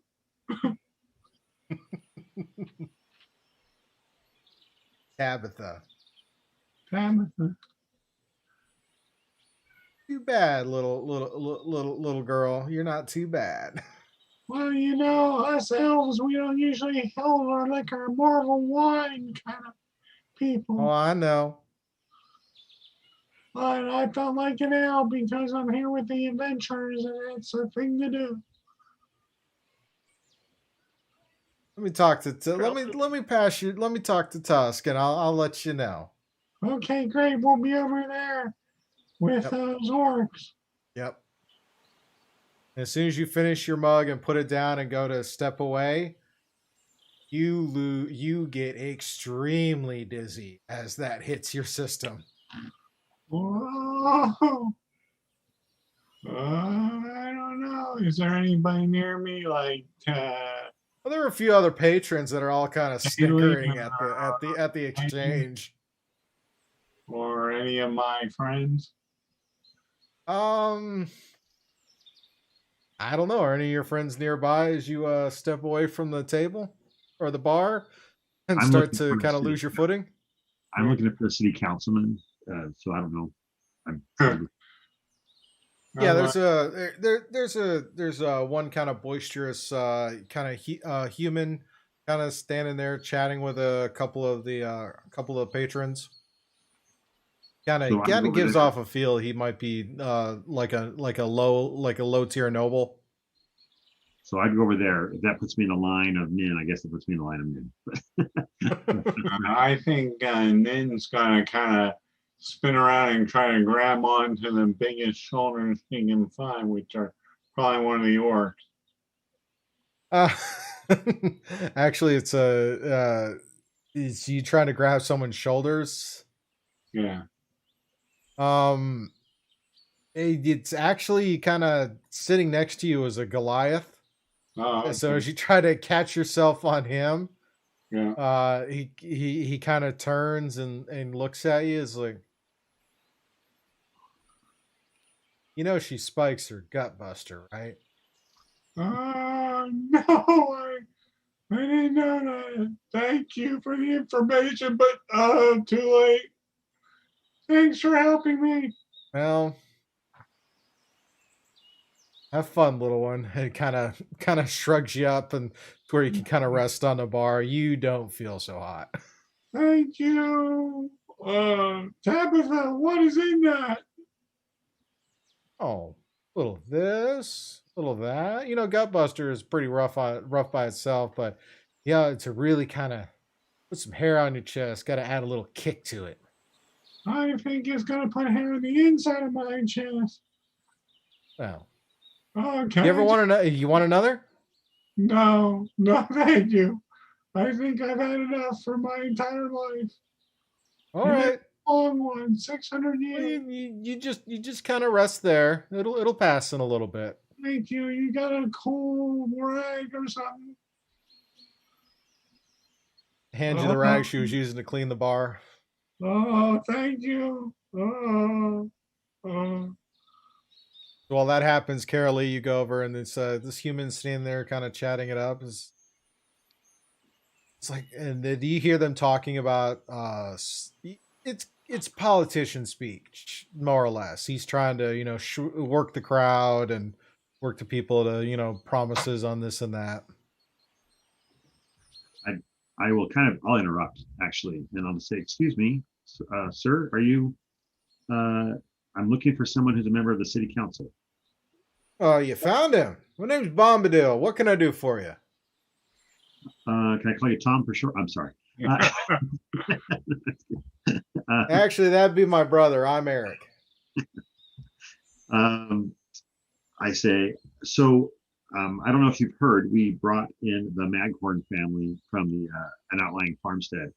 Maghorns? What happened to them? They're a giant attack. They destroyed, giants came down and destroyed their farmstead, and we helped them recover and brought them into town. Their farmhand went to go, or the ranch hand went to go warn other farmsteads of this impending attack. And we were wondering if you knew anything about, any more information about it, because we're here to help if we need to help. And we just were wondering if there's anybody who knows anything about it, so we can know where to start looking. Oh, he sits there and says, their ranch hand, their farm hand went to warn other farmsteads. Yeah, he was going North. Yeah, north a little bit of where we were. How was he? He wasn't in good shape. He had gotten hurt, but we helped to fix him up. He was on a horse, and we got him most of the way to another farmstead. I don't know whose it was, but we helped him get to that farmstead. Then we went to help the family out, and luckily we got there in time, and they're fine. They'll be fine. Okay, well the ranch is fine. That's good. And he said, okay, and he says there's Maghorns, man. That's like that's the fourth homestead in a 10-day. I say, do you know? And I kind of said, I pull out my map, where I mean, like, making some rough sketches. And I said, so they're here. Here's where you guys are, right? And I kind of said, where are the places where you've seen the other attacks? He indicates another homestead to the east, for the on the south side of Leland. A couple others, enough where it kind of gives you the idea there's a pattern around some of the around the mountains that are to the east. Do you know what kind of giants they have been making the attacks? Well, we've seen hill giants in the area a bit. Haven't seen storm giants in a while. Above our pay grade. But the hill giants have been sighted more and more frequently lately. Stone giants possibly as well. But ever since that dragon moved in, things have just gotten crazier. But that's these hill giant. It sounds like what you're saying. It sounds like maybe, I don't know. I don't want to assume anything, but it definitely it's the fact that this is the fourth one in a 10-day. There's something wrong. Did you say a dragon? Yeah, the mountains east of Phandalin have they've had a rough go of it. Looks like a white dragon seemed to come in. We've seen it fly by every so often. Hasn't Not really sure what's going on with that, but as far as the dragon hasn't come out here. Maybe we've only seen it maybe once or twice.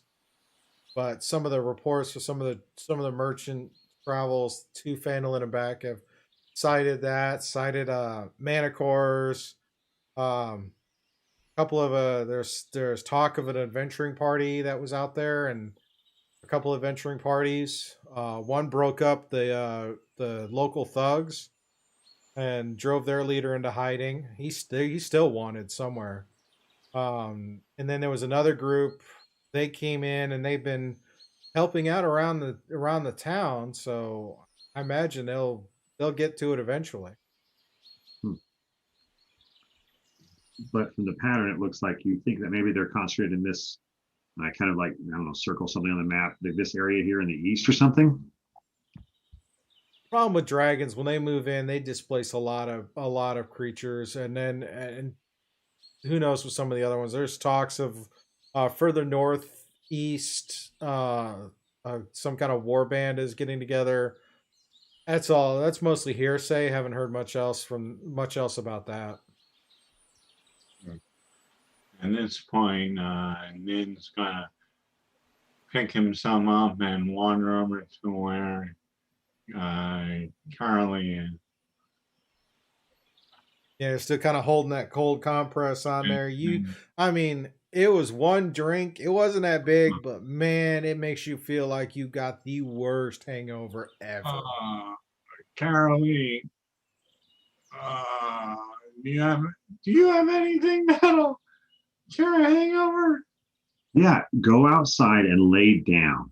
And look, that'll be the best. Okay, well, I found one thing out is that the adventuring guild leader here is that cleric Tuck. Okay, that sounds good. I found a couple other leads as well. Okay, I'm gonna good work, man. I lied. Don't lay down. Just go sit down. Okay. I'm gonna go sit down. I'll see you in a bit with some fresh air. He wanders out of the bar and finds a seat somewhere. You find a nice little spot to sit down, kind of hang your head in between your hands and your knees, and just kind of like, wow, whatever was in that really was something. And I start using the meld water to make sort of a an air conditioner, kind of like suck the air and the water out and make sort of like a swamp cooler. Evaporative cooling kind of thing. So after I'm done talking to the councilman, I'll say, well, thank you. And I'll kind of pull Titus and Pearl.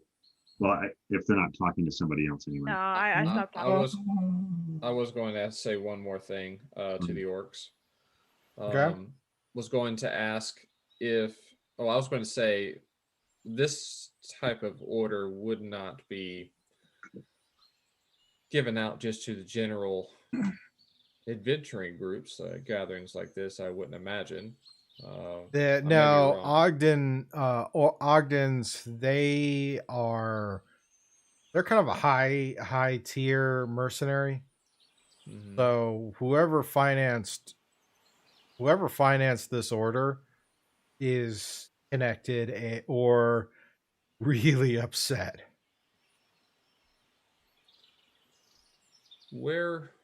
How would someone even go about enlisting such creatures as these Ogden? The Black Network is the first thing I'd think of, but his voice drops a little bit. It's like, I wouldn't. Well, to be honest with you, it sounds like whoever has put these Ogden on this mission, they're quite determined, and it would be good to find out why.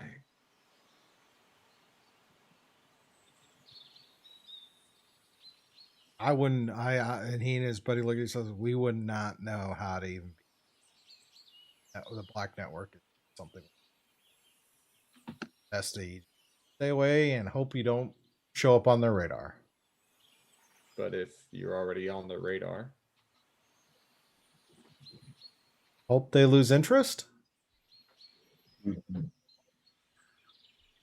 And you can tell in that conversation that it really shows they're really young in their adventuring career and stuff, and so they do not have the clout or the gumption, or not even sure. You can kind of get a feeling based on the way they're talking about it that they're here. A lot of what's influencing their discussion is rumor and hearsay, and those scary stories you tell people to not do something. Right.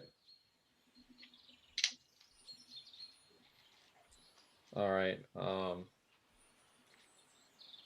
I would ask them if they could point us in the direction of someone who might know a little more. They don't know anybody. They've not had any. They don't know anyone, and they haven't had any dealings with it. Well, I thank them for their time and let them get back to their business. Good luck. I mean, obviously, you're in a better shape to deal with them than we are, and they kind of motion towards your new shiny armor. Mm-hmm. And Titus just does kind of a humble bow and then walks back over towards Karalee. Yep. So when they come over, I kind of motion them and I say, Nin's outside nursing a hangover. Oh. You can hear it here. But I found up some information, and I told the city councilman, this seemed like a hotbed of all kinds of craziness going on here, all kinds of activities that they might need help with. So I don't know what we should do from this point. I kind of pull out the map and I say, this is what we kind of found out about from the hill giant attacks. Here's all the homesteads. He said maybe potentially hill giants. I should say that. This could be the area there. There's apparently a white dragon in this other area. There's manticore issues. There's maybe a war band. This is all kinds of craziness here. Plus, the rumors we heard about salt marsh. And Nin mentioned that there was the guild leader of the local adventurers guild is the orc that helped out with Maghorns, who we got over to this healer house.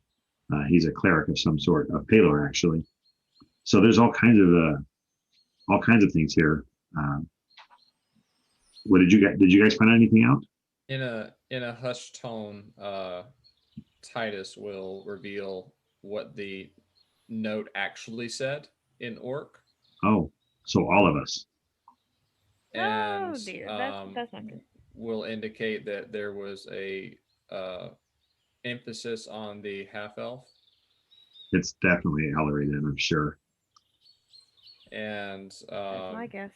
Will describe what the orcs had talked about the Ogden, how they are high-end mercenaries that would have been sought out via the black network, the black market, and that someone with a lot of clout and resources is looking for all of us. We saw that she had there was improprieties in that book, and there was all kinds of money being funneled. I wonder if there's a connection there. It's possible. And Pearl, did you find anything out? No, they hadn't heard about my sister at all, and I was just talking to the Vistani. I didn't really know what else to ask, so. You just seem really interested in talking to those people, so I was just wondering. Oh, yeah, because my youngest sister decided to run off and join the Vistani. I don't know what that is, but I'm sure we'll talk about it sometime. Titus knows, don't you, Titus? Yes, I do. Well, I wonder if we should go help out Nin, and then You hear a slight moaning from just outside the door. Part of me wants to just let him, deal with it. Being honest with you. Why? I thought my head hurt before. I'm afraid I'll cast some magical spell that'll put somebody 60 feet away in the middle of a new house or something. I have no idea. And he's the feathers that grew on him the other night, and he's glowing. There's all kinds of weird stuff going on now. I'm gonna walk over to Nin and put my hand on his forehead and just say, "Make wise choices." I'm not using my healing points, but I'm just giving him sound advice. That works. So essentially, you guys grab some rooms and rest up. Mm-hmm. And that's where we will end for this week. All right. Thank you, everyone in the chat for watching. Again, if you enjoyed the video, enjoyed the show, please give it a like, hit the subscribe, hit the little bell notification. Feel free to leave a comment. What could happen next? What do you think might happen next? What was your favorite elements of craziness? All those things is great and appreciated. And thank you for sticking through to the end of this video. You guys are awesome and amazing. Thank you to the cast for spending another Saturday night hanging out, playing some D&D. Thank you to the moderator team and everybody else out there. It's really you guys are really appreciated and awesome and amazing. Tune in tomorrow for Sunday with Scoob at 12 noon here on this channel. Going to be working on a ogre zombie using the latest WizKids Paint Night kit. So I think that with that, unless you guys have anything, we wish you all a wonderful night, wonderful weekend, happy Easter, and we will see you on our next stream. Good night, everybody. Bye. Happy Easter.